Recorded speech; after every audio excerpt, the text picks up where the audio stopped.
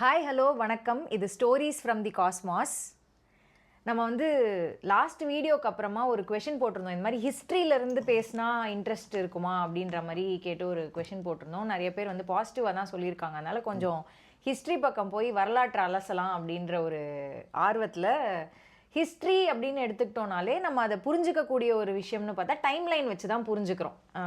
For example இப்போது சங்கம் எரா அப்படின்னு சொல்லுவோம். அந்த எரான்ற வார்த்தை யூஸ் பண்ணுவோம் இல்லையா? போஸ்ட் இண்டிபெண்டன்ஸ் எரா இல்லைன்னா பிரிட்டிஷ் எரா, அந்த மாதிரி ஒவ்வொரு சிவிலைசேஷன்ஸ்க்கும் ஒரு எரா கொடுத்து தான் நம்ம அதை புரிஞ்சுக்கிறோம் இல்லையா? அப்போ ரிலீஜியனுக்கும் இந்த மாதிரி ஒரு ஆரம்ப காலம் இருந்திருக்கும். அந்த ரிலீஜியஸ் தாட் ப்ராசஸ்க்கு ஒரு காலகட்டங்கள் வச்சு தான் நம்ம புரிஞ்சுட்டு இருந்திருப்போம். அப்படி பார்க்கும்போது ஹிஸ்ட்ரியில் ரிலீஜியஸ் தாட் ப்ராசஸ் முக்கியமாக ஆரம்பித்த காலகட்டம் எது இந்தியாவில் ஸ்பெசிஃபிக்காக அப்படின்ட்டு இன்னைக்கு பேசலாம் அப்படின்னு நினச்சேன். Okay, time line of spirituality in India. Religion spirituality. Okay, ஸ்பிரிச்சுவாலிட்டிக்கு வந்து டைம் லைன் கிடையாது, மனுஷன் ஆரம்பத்துலேருந்தே இருக்குது. ஸோ பெருமதங்கள், நிறுவப்பட்ட பெருமதங்கள்னு எடுத்துக்கலாம். அதாவது கோவில் சார்ந்த நிலம் அந்த மாதிரி. அப்படி பார்த்தோன்னா உலகத்திலேயே பழமையான மதங்கள் இன்றைக்கி எக்ஸிஸ்டன்ஸில் இருக்கக்கூடிய மதங்கள் எல்லாமே இன்றைய இந்தியாவில் தோன்றுறது தான். ஒன்று புத்திசமாக இருக்கட்டும், இல்லை ஜெயினிசமாக இருக்கட்டும், இல்லை ஆசீவகமாக இருக்கட்டும். இன்றைக்கி இல்லை, ஆசீவங்கிற கல்ட் இன்றைக்கி வந்து மர்ஜ் அவுட் ஆகிடுச்சு. பட் ஸ்டில் அந்த அசோகரோட வேர்டிக்ஸ்லாம் அந்த பேர்கள் வரதுனால அந்த கல்ட்டையும் சேர்த்துக்கலாம். புத்தர்னால் எல்லாத்துக்கும் தெரியும். புத்திசம் எங்கே இருக்குன்னா சொல்லுவாங்க, ஜெயினிசம்னா சொல்லுவாங்க. அது பேரில் மட்டும்தான் இருக்குது, டிசால்வ் ஆன ஒரு ரிலீஜன். பட் அதுவுமே நம்ம ஊரில் இங்கே இந்திய நிலப்பரப்பில் ஆரம்பித்தது தான். கோயின்சிடன்ஸ் என்னென்னு பார்த்தீங்கன்னா, அந்த 3 பேரோட காலமுமே ஒரே காலகட்டம் தான். புத்தராக இருக்கட்டும், மகாவீரராக இருக்கட்டும், இல்லை ஆசீவகத்தோட கடைசி குருவாக கருதப்படுற மர்கலி கோஸ்லாக இருக்கட்டும், இவங்க 3 பேரும் கிமு 6ஆம் நூற்றாண்டை சேர்ந்தவங்க தான். ஸோ அங்கேருந்து தான் நிறுவப்பட்ட பெருமதங்களுக்கான வரலாறே ஆரம்பிக்குது. நீங்கள் ஹியூமன் ஹிஸ்ட்ரினாலும் சரி, ரிலீஜியஸ் ஹிஸ்ட்ரினாலும் சரி, இந்தியாவுக்கு அங்கேருந்து தான் ஆரம்பிக்குது. ஸோ அந்த கிமு 6 இன்னையிலேருந்து 2000, நம்ம இப்போ இருக்கிறத வந்து AD 2024 AD. கிமு அப்படிங்கிறது சின்னு சொல்லுவோம், காமன் எரான்னு சொல்லுவோம். இதுக்கு முன்னாடி நம்ம ஸ்கூல் படிக்கும் போதெல்லாம் அதை வந்து பிசின்னு சொல்லுவாங்க, பிஃபோர் கிரைஸ்ட்னு சொல்லுவாங்க. ஜீசஸ் கிரைஸ்ட் வந்து கிமு 4 இல்லை 3 பிறந்திருப்பார் அப்படிங்கிற நம்பிக்கையில் கிறிஸ்துவுக்கு முன் கிறிஸ்துவுக்கு பின்னு இருந்துச்சு. இதை வந்து இன்றைக்கி அதை அப்போஸ் பண்ணி கொஞ்சம் வருஷங்களுக்கு முன்னாடி அப்படி கிறிஸ்டியானிட்டிக்கு மட்டும் இருக்க முடியாதுங்கிறதுனால அதை போய் சிஇன்னு ஆக்கிட்டாங்க, காமன் எரா, பொது யுகம். ஸோ அந்த பொது யுகமான 6 அப்படின்னா கிமு 6 அப்படிங்கிறது 6ஆம் நூற்றாண்டு. கிமு 6னா எக்ஸாக்டாக 6ன்னு சொல்லுவோம்ல, 6ஆம் நூற்றாண்டு. கிமு 6ங்கிறது 6ஆம் நூற்றாண்டு. அதாவது இன்னையிலேருந்து நம்ம இப்போ இருக்கிறது வந்து 21ஆம் நூற்றாண்டு, கிபி 21ஆம் நூற்றாண்டு. ஸோ 2100னா 0க்கு போயிருவீங்க, அங்கேருந்து ஒரு 600, 2800 வருஷத்துக்கு முன்னாடி பிறந்தவர் யார்? புத்தர், மகாவீரர், அண்ட் ஆல்சோ அவங்க சமகாலத்தில் வாழ்ந்ததாக கருதப்படுற மர்கலி, ஆசீவகர். ஸோ இந்த 3 மதங்கள் தான் பெருமதங்களாக இருந்துச்சு, உருவானது. ஓகே, அப்போது வந்து நம்ம அதே காலகட்டத்தில் ஹிஸ்ட்ரி அப்படின்னு நம்ம பார்த்தோன்னா நம்ம படித்த வரலாறுமே அந்த காலகட்டத்திலேருந்து ஆரம்பிக்கிறது. அந்த மௌரியர்கள் வச்சு தான் நம்ம பெரும்பாலும் மெஜாரிட்டியாக படிக்க ஆரம்பிச்சது. எக்ஸாம்னாலே வந்து மௌரியர்களுடைய தலைநகரத்தை மேப்ல மார்க் பண்ணுறதுக்கு தடுமாறுனதுலேருந்து நிறைய ஞாபகம் வரும். நீங்க மௌரியரோட கேபிட்டல் இது சொல்லுங்க. பாட்டலிபுத்ராவா? பாட்டலிபுத்ரா இன்னைக்கு பாட்னா, பீகாரோட கேபிட்டல். ஓகே. ஸோ நமக்கு சந்திரகுப்த மௌரியா அப்படின்றது ரொம்ப ஞாபகம் இருக்கிற ஒரு கிங் ஹிஸ்ட்ரியில் படிக்கும்போது இல்லையா? அதில் அடுத்து வந்து நம்ம அதே லீனேஜில் வந்து அசோகரை வந்து நம்ம சொல்லுவோம். நீங்கள் புத்தான்னு சொன்னோடனே அசோகர் தான் ஞாபகத்துக்கு வராருன்னு வச்சுக்கோங்களேன். ஏன்னா வந்து Ashoka got converted to Buddhism அப்படின்றது தான் நம்ம படித்த கதையில் கலிங்க போரில் வந்து நடந்த போர் பண்ணிட்டு அதில் புத்திசம்க்கு மாறிட்டாரு. அவர் தான் அதில் முக்கியமாக புத்திசம் நிறைய இடத்துக்கு பரப்பினதுக்கு அவருடைய பங்கு பெருசாக இருக்குன்றது எல்லாமே படிச்சிருக்கோம். ஸோ அப்போது அந்த காலகட்டத்தில் அசோகர் பற்றி, புத்திசம் பற்றி நீங்கள் பேசுனீங்க அப்படின்னா நல்லா இருக்கும்னு தோணுது. லைக் அவருடைய அந்த ஆட்சி பண்ண டைம், புத்திசம் எப்படி அதுக்குள்ளே வந்தது, அந்த எப்படி கனெக்ட் ஆச்சு? ஓகே, ஸோ நம்ம அசோகர் காலம்க்கு முன்னாடி, புத்திசம் இதுக்கெல்லாம் முன்னாடி அந்த டைம் லைன் ஆஃப் ஹிஸ்ட்ரி அப்படின்னு சொல்கிறதுனால நம்ம இந்தியன் ஹிஸ்ட்ரியில் அசோகா இல்லை புத்திசம் கிமு 6க்கு முன்னாடி போகலாம். அதுக்கு ஒரு சின்ன இன்ட்ரோ கொடுத்துருவோம் வேர்ல்டு ஹிஸ்ட்ரி நம்ம எப்படி பார்க்குறோம். நம்மளாம் என்ன 1990s to 2000 ஸ்கூல் படித்தோமா? ஓகே, அப்போ நம்ம படிக்கும்போது அஸ் யூஷுவல் அசோகா தான் பெரிய எம்பரராக சொல்லுவாங்க, அப்புறம் அக்பரை சொல்லுவாங்க. சவுத் இந்தியன் ஹிஸ்ட்ரிலாம் நம்ம படிக்க மாட்டோம். ஆல்மோஸ்ட் சேம் தான் டெக்ஸ்ட் புக், இன்றைக்கும் அப்படி தான் இருக்குது. ரைட், இன்றைக்கி நம்ம ஸ்கூலில் பார்த்த வேர்ல்டு மேப்பும் இன்றைக்கி இருக்கக்கூடிய வேர்ல்டு மேப்பும் உலக வரைபடமும் 1900s தான் இன்வென்ட் பண்ணுறாங்க. 1902 தான் இன்றைக்கி நம்ம பார்க்குற வேர்ல்டு மேப்பு டிசைன் செய்யப்படுது. இப்படி இதுதான் வேர்ல்டு, இவ்வளோ தான் இல்லை, அண்டார்டிகானா பனியாக இருக்குது, இது ஐஸ்லாண்டு, இது கிரீன்லாண்டு, இங்கெல்லாம் மனுஷன் வாழ முடியாது, இங்கெல்லாம் மனுஷன். வரைபடங்கிறது என்ன, யார் எங்கே இருக்கான்னு தெரிஞ்சுக்கிறது. ஸோ இப்படி ரவுண்டாக சுற்றி நம்ம முடிச்சு மேப்பை போட்டு முடிச்சது 1902. அதை பிரிட்டிஷ் தான் பண்ணுறாங்க, ஏன்னா அவன் தான் நிறைய கேப்சரும் பண்ணி வச்சுருந்தான் அப்போ. ரைட், அப்போ பிரிட்டிஷ் அன்னைக்கு 1900s அதாவது நம்ம சொல்லக்கூடிய மாடர்ன் எஜுகேஷன் நம்ம படிக்கக்கூடியது, இண்டஸ்ட்ரியல் ரெவல்யூஷன்லாம் முடிஞ்சு, ஃப்ரெஞ்சு புரட்சிலாம் முடிஞ்சு, இண்டஸ்ட்ரியல் ரெவல்யூஷன்லாம் ஆரம்பித்து அந்த காலகட்டத்தில் வரலாறுகள் டெக்ஸ்ட் புக்ஸை பாடங்களாக மாற்றப்படக்கூடிய பீரியட் அப்படிங்கிறது வந்து யூரோப்பியன்ஸ்னால் பிரிட்டிஷாக இருக்கட்டும், இட்டாலியாக இருக்கட்டும், ஃப்ரான்ஸாக இருக்கட்டும், அவங்கெல்லாம் பெரிய காலனியல் பவர்ஸ். அவங்க வந்து ஆஃப்ரிக்காவில், ஏஷியாவில் நிறைய காலனிஸ் வச்சுருந்தாங்க. இந்த பக்கம் சைனா வந்து ஃபுல் கண்ட்ரியாக அது தனியாக இருந்துச்சு. ஓகே, அப்போ அவங்க இந்த வேர்ல்டு மேப்லாம் இணைச்சிட்டு வரலாறு எழுதணுங்கும்போது அவங்ககிட்ட இருந்து ஆரம்பித்தாங்க ஹிஸ்ட்ரி எங்கேருந்து ஆரம்பித்தாங்கன்னா கிரீஸில் இருந்தும் இட்டாலியிலேருந்தும் ரோம்லேருந்தும் ஆரம்பித்தாங்க. ஏன்னா அவங்க அங்கே தான் இருக்காங்க.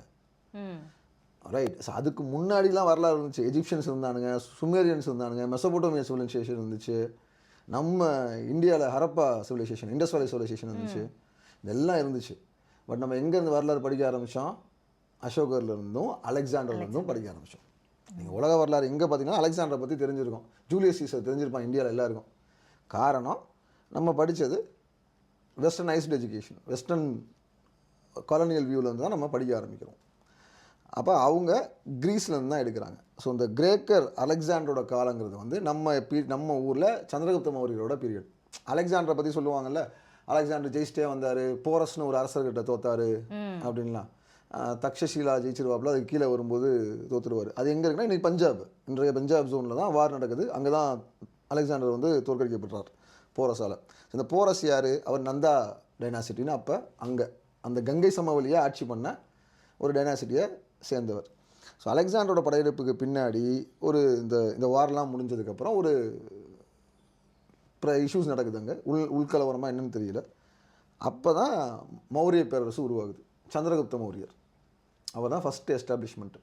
ஓகே, அவரோட ஆட்சி காலத்தில் அப்போயே அவர் கிரீஸில், அதாவது தக்ஷிலான்னு சொல்லக்கூடிய ஆப்கான் பகுதிகளை ஆட்சி பண்ண கிரீஸ் கவர்னரோட இவர் சம்பந்தம் பண்ணிக்கிறாரு, பொண்ணெல்லாம் கல்யாணம் பண்ணிக்கிறாரு. ஸோ அதுக்கான ரெக்கார்ட்ஸும் நமக்கு இருக்குது. இது எப்போ? புத்தருக்கும் 300 வருஷத்துக்கு அப்புறம். புத்தர் கிமு 6, இது கிமு 3, பொதுயுகம் 3ல் தான் சந்திரகுப்த மௌரியர் பீரியட் வருது. இந்த காலகட்டத்திலையுமே அந்த நிலப்பரப்பானது வந்து இப்போ இந்த சந்திரகுப்த மௌரிய பீரியடில் தான். நான் ஏன் இவ்வளோ வியாக்கரணம் பேசிகிட்டு இருக்கேன், இவ்வளோ டீட்டெயிலிங் சொல்கிறேன்னா, நீங்கள் இந்த இந்திய நிலப்பரப்புன்னு நம்ம சொல்கிறோம்ல, நீங்கள் ஒரு டைம் ஃப்ரேம் போடணுன்னா உலக வரலாறுங்கிறது வந்து அலெக்சாண்டர்லேருந்து ஆரம்பிக்கிற மாதிரி இந்திய வரலாறு அசோகர்லேருந்து ஆரம்பிக்கிறோம். அது ஏன்னு கேட்டிங்கன்னா, இன்றைக்கி இந்தியா மேப்பை நீங்கள் பார்க்குறீங்கல்ல, காஷ்மீர்லேருந்து கன்னியாகுமரி வர, ஆமாம், இந்த காஷ்மீர்லேருந்து கன்னியாகுமரி வர இருக்கக்கூடிய மேப் இருக்கு இல்லைங்களா, இந்தியா. அதேமாதிரி இந்த பக்கம் eastern to western borders, Maharashtra, இந்த குஜராத்லேருந்து ரான் ஆஃப் கட்சில் ஆரம்பித்து கடைசியில் 7 சிஸ்டர்ஸ் வரைக்கும் இந்த பார்டர் இருக்குங்களா. இது இல்லாமல் அகண்ட பாரதம்னு சொல்கிறாங்களா சில பேர், அந்த பாகிஸ்தான் ஆப்கானிஸ்தானை சேர்ந்த நிலப்பரப்பு. இதை மொத்தமாக ஆட்சி பண்ணவன் யாருன்னு கேட்டிங்கன்னா அசோகா தான். பட் என்னென்னா நம்ம சவுத்தை மட்டும் ஆட்சி பண்ணியிருக்க மாட்டான். அதே மாதிரி பெங்காலுக்கு அந்த பக்கம் 7 சிஸ்டர்ஸுக்கு போயிருக்க மாட்டான். அதெல்லாம் யார்கிட்ட வந்துச்சுன்னு தெரியல. ஸோ ஆல்மோஸ்ட் நார்த் ஃபுல்லாக கீழே டெக்கான் பிளாட்டியூ வரைக்கும் ஆட்சி பண்ணவன் யாருன்னா அசோகா தான். ஒன்று. ரெண்டாவது, அவங்க காலத்தில் இருந்தால் உங்களுக்கு ரெக்கார்டட் எடிக்ட்ஸ் கிடைக்குது, ரெக்கார்டட் இன்ஸ்கிரிப்ஷன்ஸ் கிடைக்க ஆரம்பிக்குது. அப்போ வரலாறை கணிச்சு எழுதுறதுக்கு, புதுசாக சுதந்திரம் பெற்ற ஒரு தேசத்துக்கு தான் வரலாறை உடனே கடத்தணும் இல்லையா, ஹிஸ்ட்ரி சப்ஜெக்ட் அவங்களுக்கு வேணும். நீங்கள் பிரிட்டிஷ்லேருந்து சுதந்திரம் வாங்கினதுக்கு அப்புறமா வந்து நீங்கள் அப்பையும் உட்காந்து விக்டோரியன் எராவை பற்றியோ இல்லை விக்டோரியாவுக்கு முன்னாடி இருந்தவங்களை பற்றி படிச்சுட்டு இருக்க முடியாது இல்லையா. So you need something very fast. அப்போ நம்ம ஆர்கியாலஜிலாம் இப்போ டெவலப்பே ஆகலை. அப்போ கண்ணுக்கு நேராக இருக்கக்கூடிய எவிடன்ஸான அசோகா எடிக்ட்ஸ்னு சொல்லக்கூடிய அவர் இன்ஸ்கிரிப்ஷன்ஸை பற்றியும், அவர் அந்த ஸ்டோன் பில்லர், நம்ம எம்ப்ளம்ஸே அசோகாட்ட வந்தது தான். இந்தியன் எம்ப்ளமே இந்த 4 சார்நாத் பில்லர் அசோக சக்கரம் சக்கரம்னு சொல்கிறோம்ல. அப்போ அயனிக்ஸ் இதெல்லாம் வச்சு தான் நம்மளுடைய வரலாறே எழுதுனாங்க. ஸோ அதுலேருந்து தான் இந்தியாங்கிற மேப் உட்காருவது. ஸோ இந்தியாங்கிற பேரை முதல்ல மென்ஷன் பண்ணது சந்திரகுப்த மௌரிய பீரியடில். அதுக்காக தான் இவ்வளோ சொல்கிறேன். இவர் தக்ஷசிலாலேருந்து கல்யாணம்லாம் பண்ணுறாரு. இதனால மெகஸ்தனீஸ்னு ஒரு கிரேக்க அம்பாசிடர் தூதுவர் சந்திரகுப்த மௌரியரோட அரசவையிலேயே இருக்கார். அவர் எழுதின புத்தகத்தோட பேர் தான் இண்டிகா. அந்த இண்டிகாவிலேருந்து வந்தது தான் நமக்கு பேர் இந்தியா. ஓகே, இந்த சிந்து நதி கரையில் இருக்கக்கூடிய நகரம் கிரீஸுக்கு. சிந்து நதிக்குன்னா பஞ்சாப், அங்கே தான் சண்டை நடக்குது. அதுக்கப்புறம் நந்தாடேனியஸை ஜெயிச்சுட்டு தான் இவர் பாட்டாளிபுத்ரா வரைக்கும் கேப்சர் பண்ணுறாரு. யார்? சந்திரகுப்த மௌரிய. சந்திரகுப்த மௌரியோட ஆரிஜின் வந்து இன்றைக்கு பஞ்சாபுக்கும் யூபிக்குமான கிராஸ் போர்டிங் ஏரியா, ராஜஸ்தான் அந்த ஜோனுக்கான கிராஸ் போர்டிங் ஏரியா இருக்கணும். ரைட். அப்புறம் அசோகர் வந்து அவர் சந்திரகுப்த மௌரியோட பையனான பிந்துசாரா பீரியடில் தான் டெக்கான் பிளாட்டியூ வரைக்கும் பிடிக்கிறாங்க. அதுக்கப்புறம் அசோகர் கலிங்கத்தையும் சேர்த்து பிடிக்கிறார். ஸோ அவங்க ஃபஸ்ட்டு இப்படி இருப்பாங்க, அப்புறம் இந்த பக்கம் பிடிப்பாங்க, அப்புறம் அசோகர் இதை கம்ப்ளீட் பண்ணுவார். ஸோ ஒரு பெரிய நிலப்பரப்பை இந்தியாங்கிற பேரில் இண்டிகா, அதாவது இந்தியா இதே பேரில் ஆட்சி பண்ணது வந்து கிமு 3 அசோகர். ஸோ மேப் வேணா போட்டு காமிச்சிடலாமா? இல்லை அசோகர். ஸோ அதனால் நம்ம வந்து ஸோ அதனால தான் நம்ம அவர் அசோகா பீரியட்லேருந்து ஸ்டார்ட் பண்ணுறோம். சரி, ஓகே. ஸோ இது ஏன்னா இதுக்கப்புறம் தான் புத்த மதத்தோட பரவலும் நம்ம ஊரில் இருக்குது. மொத்தம் இந்தியாவில் மட்டும் இல்லை, ஸ்ரீலங்காவுக்கு போகிறது, சவுத் ஈஸ்ட் ஏஷியாவுக்கு போகிறது எல்லாமே. ஓகே. ஸோ இது புத்த மதத்துக்கு முன்னாடி என்ன இருந்துச்சு? சைவம் இருந்துச்சா, வைணவம் இருந்துச்சாங்கிறது தான் முதல் கேள்வியாக வரும். ஒரு டைம் ஃப்ரேம் போட்டாச்சு. டைம் ஃப்ரேம்லேருந்து அசோகா பீரியட்லேருந்து ஸ்டார்ட் ஆச்சுங்கிறோம். அசோகாவுக்கு 300 வருஷத்துக்கு முன்னாடி புத்தர் இருந்தார். அசோகர் புத்த மதத்தை பரப்புனார். இது எல்லாருக்கும் தெரிஞ்ச விஷயம். கரெக்ட். அப்ப அவர் அது ஆரம்பிக்கிறதுக்கு முன்னாடி அவர் என்னவா இருந்தாரு அப்படின்ற அந்த ஒரு கேள்வி இருக்கு.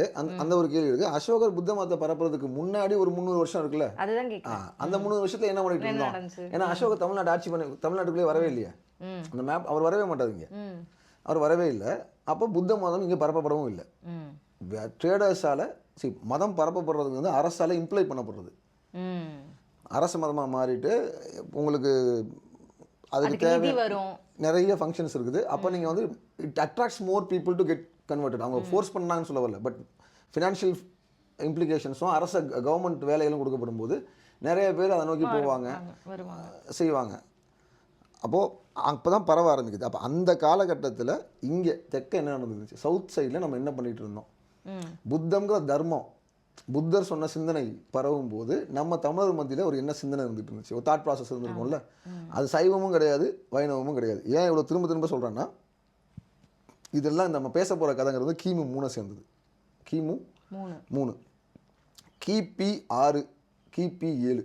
அதாவது அதுலேருந்து இன்னும் ஒரு 1000 வருஷம் கழிச்சு தான் சீர்காழியில் திருஞான சம்பந்தர் பிறந்து அவர் வந்து மதுரையில் கூன்பாண்டியனை கன்வெர்ட் பண்ணி சைவத்துக்கு மாற்றி சைவத்தை வேகமாக பரப்ப ஆரம்பிக்கிறார். அதுக்கு அப்புறமா தான் சுந்தரர் காலத்தில் அது இன்னும் புதிய உச்சத்தை தொடுது.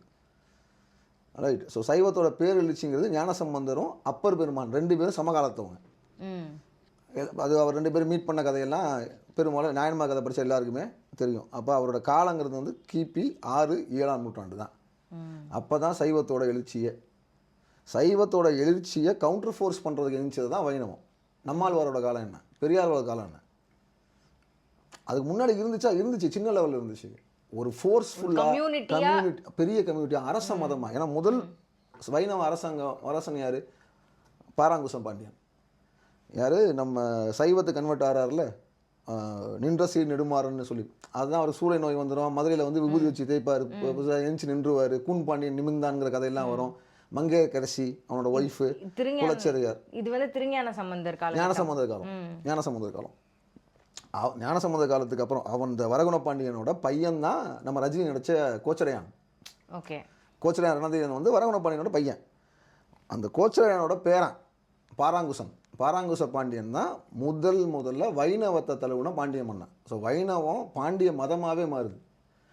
அவனோட காலகட்டத்தில் தான் பெரியாழ்வார் திருப்பல்லாண்டு பாடுறது. எங்கே வச்சு? மதுரையில் கூடலகர் பெருமாள் கோயிலில் வச்சு பல்லாண்டு பாடுறாருல, அது அங்கே தான் நடக்குது. வாதத்தில் ஜெயிச்சு பாண்டிய மன்னனை கன்வெர்ட் பண்ணி அவர் வந்து பெருமாளுக்கு நன்றி சொல்லி திருப்பல்லாண்டு பாட ஆரம்பிப்பார். அப்போ வைணவம் வந்து அரச மதமாக மாறினதும் 8ஆம் நூற்றாண்டுக்கு பின்னாடி தான்.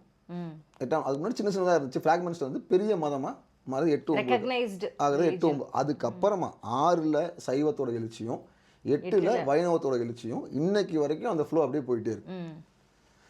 இதுக்கெல்லாம் முன்னாடி, இதுக்கும் 1000 வருஷத்துக்கு முன்னாடி இந்த தாட்ஸை பற்றி நம்ம பேசிகிட்டு இருக்கோம். ஸோ டக்குன்னு வந்து நீங்கள் சைவ வைணவம் சிவன் அந்த கான்செப்டுக்குள்ளே போயிடாதீங்க. இது completely we talk something different. லிட்ரேச்சரில் என்ன சொல்லியிருக்கு, அசோகர் நம்மளை பற்றி என்ன சொல்கிறாரு, அவ்வளோதான். அப்புறம் மிச்ச இன்டர்பிரட்டேஷன்லாம் அவங்களுக்கு வாய்த்தது, அவங்கவுங்க திறமையை பொறுத்தது. ஓகே. ஸோ இதில் இந்த எல்லைகளா இதை நம்ம எப்படி முடிவு பண்ணுறோம்? ஆமாம், இந்த பார்டர்ஸ்ன்றது நம்ம எப்படி எப்படி நம்ம முடிவு பண்ணுறோம்? இந்த பார்டர்ஸ் நம்ம எப்படி முடிவு பண்ணுறோம்னா, நம்ம முடிவு பண்ணல. அசோகர் கிட்டத்தட்ட 38 வருஷம் ஆட்சி பண்ணுறாரு. அந்த ஆட்சி பண்ணுற அசோகர் வந்து புத்த மதத்தை சாராதவர், கன்வெர்ட் ஆனது எல்லாருக்குமே ஜென்ரலாக தெரிஞ்சிருக்கும். இது எல்லாத்தையுமே குஜராத்தில் கிர்னர் அப்படிங்கிற இடத்துல இருக்கக்கூடிய ஒரு ஜெயின் மோனமெண்ட்டில் 13 கல்வெட்டுகளை வெட்டி வச்சிருக்காரு. அசோகரே வெட்டி வச்சிருக்காரு. அவர் காலத்தையே கல்வெட்டு தான். அசோகரோட காலங்கிறது கிமு 260லேருந்து, ஸோ கிமு 3ஆம் நூற்றாண்டு. ஸோ அப்போ அந்த அசோகரோட 2வது ஆட்சி ஆண்டு கல்வெட்டு. ஸோ அசோகரை முதல்ல புரிஞ்சுக்கணும். அசோகர் வந்து அரசனைக்கு உரிய அரசன் கிடையாது. பிந்துசாரரோட அரச மனைவிக்கு பிறந்த மகனும் கிடையாது. 2 பிரதர்ஸ் இருந்தாங்க. ஆமாம், கூட இவர் நடு பையன், முன்னாடி ஒருத்தர் இருப்பான், பின்னாடி ஒருத்தர் இருப்பாங்க. அவன் பிந்துசாரா இறந்ததுக்கு அப்புறமா கிட்டத்தட்ட 4 வருஷம் உள்நாட்டு கலவரம் நடக்கும். அதுக்கப்புறமா அண்ணனை கொண்டுட்டு தான் அசோகர் ஆட்சிக்கு வருவார். நம்ம ஷாருக் கான் படமே நடிச்சாரு, அஜித் தான் அசோகரோட அண்ணாவை நடிச்சிருப்பாப்ல அதில். சரியா? ஸோ சினிமாவே வந்துச்சு. அவர் கொண்டுட்டு தான் வராரு. என்ன ரீசன்னு கேட்டிங்கன்னா, அசோகரோட அம்மா was not a queen, not a royal clan. Okay. So அதனால அவருக்கு வந்து அரியணை மறுக்கப்படுது. But then he won the fight, ஜெயிச்சு வராரு, அரசாட்சிக்கு வராரு. வந்துட்டு அதுக்கப்புறமா வந்தப்பெல்லாம் அவர் ஒரு மதத்தில் தான் இருக்கார். He is following A religion. அதுக்கப்புறமா தான் அவர் வந்து எது கன்வெர்ட் ஆகிறாரு, புத்த மதத்துக்கு. இந்த புத்த மதத்துக்கு கன்வெர்ட் ஆகும்போது அவரோட ஆட்சி ஆண்டு 13 தாண்டி இருக்குது. 13ஆம் ஆட்சி ஆண்டு தான். அவரோட 12ஆம் ஆட்சி ஆண்டில் தான் கலிங்கத்து போர். ஸோ இது 2ஆம் ஆட்சி ஆண்டு. அவர் வந்து புத்த மதத்துக்கும் மாறலை, கலிங்கத்து போரும் நடக்கலை. ஓகே. அவர் 13ஆவது ஆட்சி ஆண்டில் தான் வந்த புதுசில் அவர் வந்து ஒரு கல்வெட்டு சொல்கிறாரு. அது என்னன்னு பார்த்தீங்கன்னா, ஓகே, எவ்ரிவேர் இந்த dominion of the beloved of the gods, king Priyadarshan. Okay, king Priyadarshan வந்து அசோகர் அவரை வந்து அப்படி தான் சொல்லிப்பார். பிரியதர்ஷன் அப்படின்னா கடவுளுக்கு பிரியமானவர், பிலோட் ஆஃப் த காட்ஸ். ஸோ கடவுளோட நெருக்கமானவர் அப்படிங்கிற பொருளில் சொல்லிக்கக்கூடியது. அவர் என்ன சொல்லியிருப்பார், அவரோட எல்லைகளை சொல்லுவார். நம்ம இன்றைக்கி ஒரு பத்திரம் எழுதுகிறோன்னா சொல்லுவோம்ல, இந்த நிலத்தோட கிழக்கு பக்கம், மேற்கு பக்கம், வடக்கு பக்கம், தெற்கு பக்கம், இது வரைக்கும் அப்படியே அவரோட எல்லைகளை சொல்லுவார். அதில் borders such as Cholas, Pandya, Satyaputra, Keralaputra up to Thamirabarani. அப்புறம் Yona king, Antiyaka and also those kings were neighbours of Antiyaka. அவர் இந்த நிலத்துக்கு அடுத்த நிலத்துள்ள அப்படி போகும். நமக்கு தேவையானது ஃபஸ்ட்டு 3 தான்: சோலா, பாண்டியா, சத்யபுத்திரா, கேரளபுத்திரா அண்ட் தாமிரபரணி. திருநெல்வேலி இல்லை, தாமிரபரணிங்கிறது இலங்கை. ஆமாம், இலங்கைங்கிற பேரெல்லாம் ரொம்ப பிற்காலம். ஸ்ரீலங்கா எப்போ ஸ்ரீலங்காங்கிற இலங்கைங்கிற பேரை கேரி ஃபார்வர்ட், அதாவது அந்த நிலத்துக்கு இலங்கைங்கிற பேர்லாம் இருந்துச்சு. அந்த நிலத்துக்கு எப்போ அது எடுத்துக்கிறாங்கன்னா, சிலோன்கள்லாம் எடுத்துக்கிறாங்கன்னா ரொம்ப ரொம்ப பிற்காலம் தான். பிரிட்டிஷ் பீரியடுக்கு அப்புறம் தான் அது மாறுது. கம்பராமாயணத்தோட இன்ஃப்ளூயன்ஸ்க்கு அப்புறம் தான் அது இன்னும் தங்களை அந்த லேண்டை அந்த கதையோட கம்பேர் பண்ண ஆரம்பிக்கிறது எல்லாமே. அதுக்கு முன்னாடி அதோட பேர் தாமிரபரணி தான். அசோகா மட்டும் சொல்லியிருக்க மாட்டான், ஏகப்பட்டது இருக்குது. ஃபெரிபரல்ஸ் ஆஃப் த எரித்ரேயன் சீன்னு ஒன்று இருக்குது, ஒரு புக்கு. அது என்னென்னா, இன்றைக்கி ட்ராவல் லாக் நம்ம எழுதுகிறோம்ல, அதே மாதிரி கிமுவில் வாழ்ந்த ட்ரேடர்ஸ், இந்த மிடில் ஈஸ்ட்லேருந்து குஜராத்துக்கு போயிட்டு சவுத்துக்கு வந்தவங்க, அவங்க வந்து அவங்களோட எந்தெந்த ஹார்பரில் என்னென்ன கிடைக்கும், எந்தெந்த சீசனில் எங்கெங்கே போகணும், கடல் எப்படி இருக்கும்னு சொல்லி குறிப்புகளை தொடர்ந்து எழுதுறாங்க. ஒருத்தர் எழுதுனது இல்லை, அது நிறைய கடல் மாலுமிகள். அதனால தான் பெரிபரல்ஸ் ஆஃப் த எரித்ரேயன் சீ. எரித்ரேய கடலுங்கிறது என்னென்னா, இன்றைய அரேபிக் சி, அந்த மெடிட்டரேனியன் சி, அந்த எல்லாம் சேரக்கூடிய ஈரானுக்கு கீழே இருக்கக்கூடிய பகுதிகள் எல்லாமே. அவங்க நம்மளுடைய 2 போர்ட் பக்கம் இருக்கக்கூடிய பார்டர்ஸையும் சொல்லுவாங்க. அரேபிக் சீயில் வந்துட்டு நீங்கள் பாண்டிய தேசத்தின் வழியாக அந்த பக்கம் சோழ தேசத்தை கடந்து அங்கிட்டு சோழ கடற்கரை போய் நீங்கள் சவுத் ஈஸ்ட் ஏஷியாவுக்கு போக முடியும்லாம் சொல்லுவாங்க. ஓகே. அந்தளவுக்கு அவன் ட்ராவல் பண்ணி நோட்ஸ். அவனும் ஸ்ரீலங்காவை வந்து தாமிரபரணி தான் சொல்லுவான். கிரீஸும் தாமிரபரணி தான் சொல்லுவாங்க. ஸோ தாமிரபரணி வந்து இலங்கையோட பேர். அது அப்புறமா திருநெல்வேலிக்குள்ளே எப்படி வந்துச்சு அந்த நதியோட பேர் வந்து பொருணை நதி. சங்க இலக்கியத்தில் தாமிரபரணியோட பேர் வந்து தாமிரபரணி கிடையாது, பொருணை. அது பின்னாடி வந்து அது மாறி போகுது. ஸோ அவர் என்ன சொல்லுவார் அசோகர், இந்த பார்டர்ஸில் இருக்கக்கூடிய இதுதான் பார்டரு, இதுக்குள்ளே என் தேசம் இருக்குது, என் தேசத்தில் எல்லாருமே மனுஷனுக்கு medical treatment for men and medical treatment for animals, மனிதனுக்கும் மிருகத்துக்கும் தேவையான மருத்துவ வசதிக்கு தேவையான அந்த மூலிகைகளை வந்து நடவு செய்யணும். எல்லா கிராமங்கள்லையும் அதை வந்து மேண்டேட் பண்ணுவார்.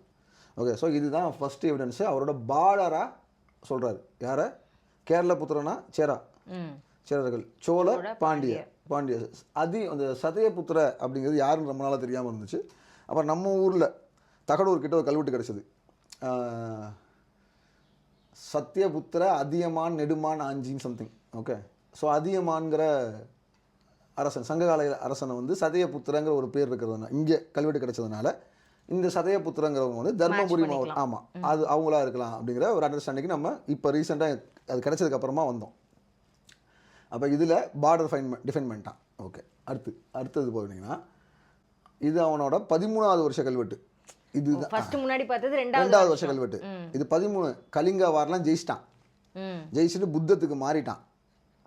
இதை தான் நம்ம வந்து ஸ்கூல்லாம் படிச்சிருப்போம். இந்த கல்வெட்டு ரொம்ப ஃபேமஸ். எல்லா மரம் நட்டார், சாலைகளை செப்பனிட்டார், அதெல்லாம் இதில் தான் சொல்லியிருப்பாங்க.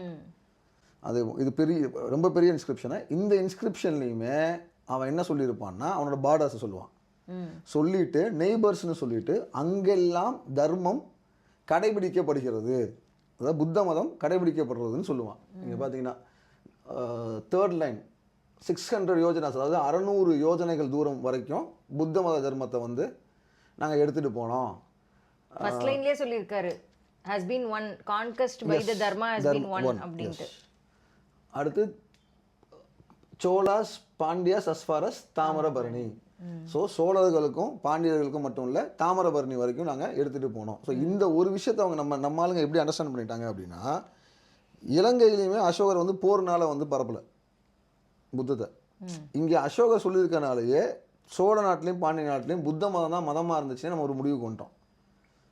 நீங்கள் அதனால தான் பார்த்தீங்கன்னா இன்றைக்கி எங்கே கை வச்சாலும் வந்து பிள்ளையாரெல்லாம் புத்தர், இவங்கெல்லாம் புத்தர், அவங்கெல்லாம் ஜெயினர் அப்படிங்கிற ஐடியாலஜி ஏன் வருது அப்படின்னா, புத்த மதம் வந்து தமிழ்நாட்டில் பரவலாக இருந்துச்சானா வடக்கு தமிழகத்தில் பரவலாக இருந்துச்சு. காவிரிக்கு கீழே இல்லை, ஓரளவுக்கு இருந்துச்சு, ஓரளவுக்கு தான் இருந்துச்சு. வட தமிழகத்தில் இருந்துச்சு. பல்லவ தேசம்னு சொல்லக்கூடிய வட தமிழகத்தில் இந்த சித்தன்ன வாசல் அதெல்லாம் அங்கே வருமா? சித்தன்ன வாசல் வந்து இன்னைக்கு வரைக்கும் அது வந்து ஜெயின குடவரையா இல்லை வேற? அது பௌத்த குடவரை கிடையாது, அது பௌத்த கிடையாது. ஏன்னா அதுக்கு கல்வெட்டுலாம் இருக்குது. வரகுணா 2ஆம் வரகுனோட இன்ஸ்கிரிப்ஷன்லாம் அங்கே இருக்குது. ஓகே. ஸோ இங்கே இருந்துச்சு, அதுக்கு கீழேலாம் இல்லை. ஓகே. ஸோ அப்போ சைவ வைணவ பரவலும் இங்கே இல்லை. அதுக்கும் முன்னாடியானதில் தர்மத்தை சோழர்களும் பாண்டியர்களும் இல்லை தாமிரபரணியை சேர்ந்தவங்களும் அக்செப்ட் பண்ணிட்டாங்கிற வார்த்தையை மட்டும் நம்ம புரிஞ்சுக்கலாம். அதில் மற்ற எல்லா இடங்களையும் அலோவ் பண்ணியிருக்காங்கன்ற மாதிரி. கரெக்ட். இன்றைக்கி எப்படி இந்தியா சவுதி அரேபியாவில் ஒரு கோவில் கட்டுது, அதனால அவங்க இந்து தேசமாக மாறி இல்லைல்ல. துபாயில் வந்து நம்ம ஒரு ஹிந்து டெம்பிள் கட்டுறோம்ல, அதனால் கவர்மெண்ட் ஆஃப் இந்தியா தான் ஸ்பான்சர் பண்ணல, பெர்மிஷன் வாங்குது. ஓகே.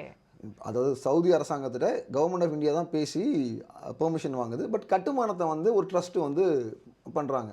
அதே மாதிரி காஷ்மீரில் பார்த்தீங்கன்னா வந்து அந்த பழைய கோயிலை ரிவைவ் பண்ணுறது வந்து சாரதா பீடம் பண்ணுறாங்க.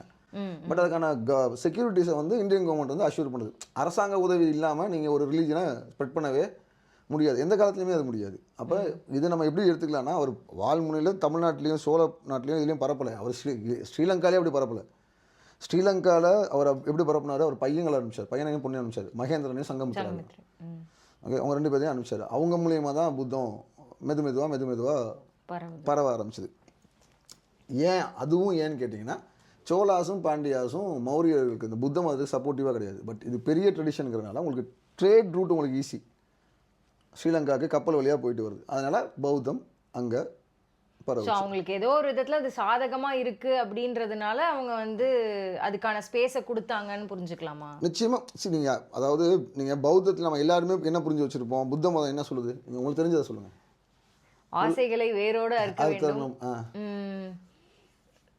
நிறைய ஒரு ஒரு அமைதியை நோக்கின ஒரு சிந்தனையா இருக்கும். இந்த கல்வெட்டில் சொல்கிறேன் 13th edictல தான் சொல்லியிருப்பாரு உயிர்கொலைகளை தடுத்திருப்பார் அசோகர். இதில் 13வது வெடிக்ட் ரொம்ப முக்கியமான விஷயம் என்னென்னா 13வது கல்வெட்டில் அவர் வந்து இனிமேல் தான் தேசம் முழுக்க உயிர்கொலைகள் நிப்பாட்டப்படணும். உயிர்கொலைனா பலியிடுறது மிருகங்கள். ஒரு நாளைக்கு 2 மைல் ஒரு மான் வரைக்கும் பலியிட்டுக்கலாம். அதுவும் கொஞ்சம் கொஞ்சமாக கட் பண்ணணும். ஸோ இந்த அஹிம்சையை போதிச்சது புத்த மதம்னு சொல்லுவாங்க, உயிர்கொலை தடுத்துன்னு.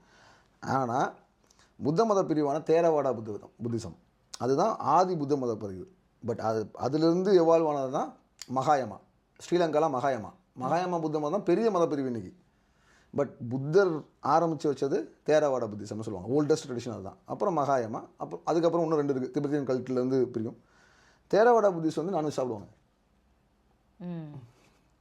ஓகே, அவங்க நான்வெஜ் சாப்பிடுவாங்க. இது ஏன் சொல்ல வரேன்னா வந்து புத்தர் சொல்லப்பட்ட காலத்தில் அவர் சொன்ன கருத்து வேற, அசோகரால் பரப்பப்பட்ட புத்த மதங்கிறது வேற. இவால்வ் ஆயிடுச்சு அப்படின்னு 300 வருஷம் ஆயிடுச்சுல. புத்தர் கிமு 6, அசோகன் கிமு 3 தானே, 300 வருஷம் ஆயிடுச்சுல. இப்போ நான்வெஜ் சாப்பிட்ட புத்த மதமாக தான் அது பரவச்சு. இது ஏன் திரும்ப சொல்கிறோன்னா இது வந்து ஒரு பயங்கரமான ராங் அண்டர்ஸ்டாண்டிங்காக இருக்குது. அப்போ வந்து வாழ்க்கை முறைக்கு ஏற்ற மாதிரி மதத்தோட இதுவும் மாறுச்சுன்ற மாதிரி. வேளாங்கண்ணி போயிருக்கீங்களா? இல்லை. வேளாங்கண்ணி போய் பார்த்தீங்கன்னா முட்டி போட்டு நடந்து போவாங்க. ஆமாம். பூட்டு மாட்டுவாங்க, சேவல் கட்டி விடுவாங்க. இதெல்லாம் கிறிஸ்தவம் சொல்லுதா? ரோமன் கேத்தலிக்ஸே இதை அக்செப்ட் பண்ணுவாங்களா? இல்லை போப் வந்து இதை ஏற்றுப்பாரா? கிடையாது. பட் அது எளிய மக்களோட நம்பிக்கைங்க. அது நீங்கள் சாமியை மாற்றிக்கிங்க, அவன் மனுஷன் நம்பிக்கைலாம் மாற்ற முடியாது. அவன் எந்த சாமியை நீங்கள் கூப்பிட்டீங்கனாலும் அவன் ஒரு நம்பிக்கையோட இதோட கும்பிடுவான். பட் அவங்களுக்கு உள்ள காலகாலமாக ஒரு பிலீஃப் சிஸ்டம் இருக்கும். அது அவனை ட்ரைவ் பண்ணிக்கிட்டே தான் இருக்கும். இப்போ ஐயப்பன் கோயிலுக்கு இவ்வளோ பேர் போகிறோம், நம்ம இவ்வளோ பேசுகிறோம்ல, அங்கே போய் மணி கட்டுவாங்க, மணி எடுத்துகிட்டு வருவாங்க ஒரு வேண்டுதலுக்காக. அது வந்து நீங்கள் கட்டலாம், ஒரு க்யூவில் நிற்பாங்க மணி அத்துட்டு போகிறதுக்கு. அவங்களே கட்டி அவங்களே எடுக்க முடியாது. ஒருத்தர் கட்டினதை வேறு யாரோ போய் எடுத்துகிட்டு வரணும். இந்த மாதிரி அது கோவிலில் சொல்கிறாங்களா இல்லையான்னு இல்லை. நீங்கள் சில கோவிலில் பார்க்கலாம்ல, கல்லுக்கெல்லாம் அடிக்க வைப்பாங்கல்ல, அது மனுஷன் கரெக்ட். அவன் கட்டணும்னா இது மாதிரி பண்ணணும். ஸோ அவன் எப்பயுமே அவனுக்குன்னு ஒரு மெத்தடாலஜி இருக்கும். இன்டெலெக்சுவலாக இல்லை இறை தூதர்னு சொல்லக்கூடிய பேசக்கூடிய ஐடியாலஜிங்கிறது வேறு. பட் நீங்கள் ஒருத்தன் வந்து ஒரு ரிலீஜியனை வந்து ஒரு அரசன் பரப்புறது வந்து வேறு.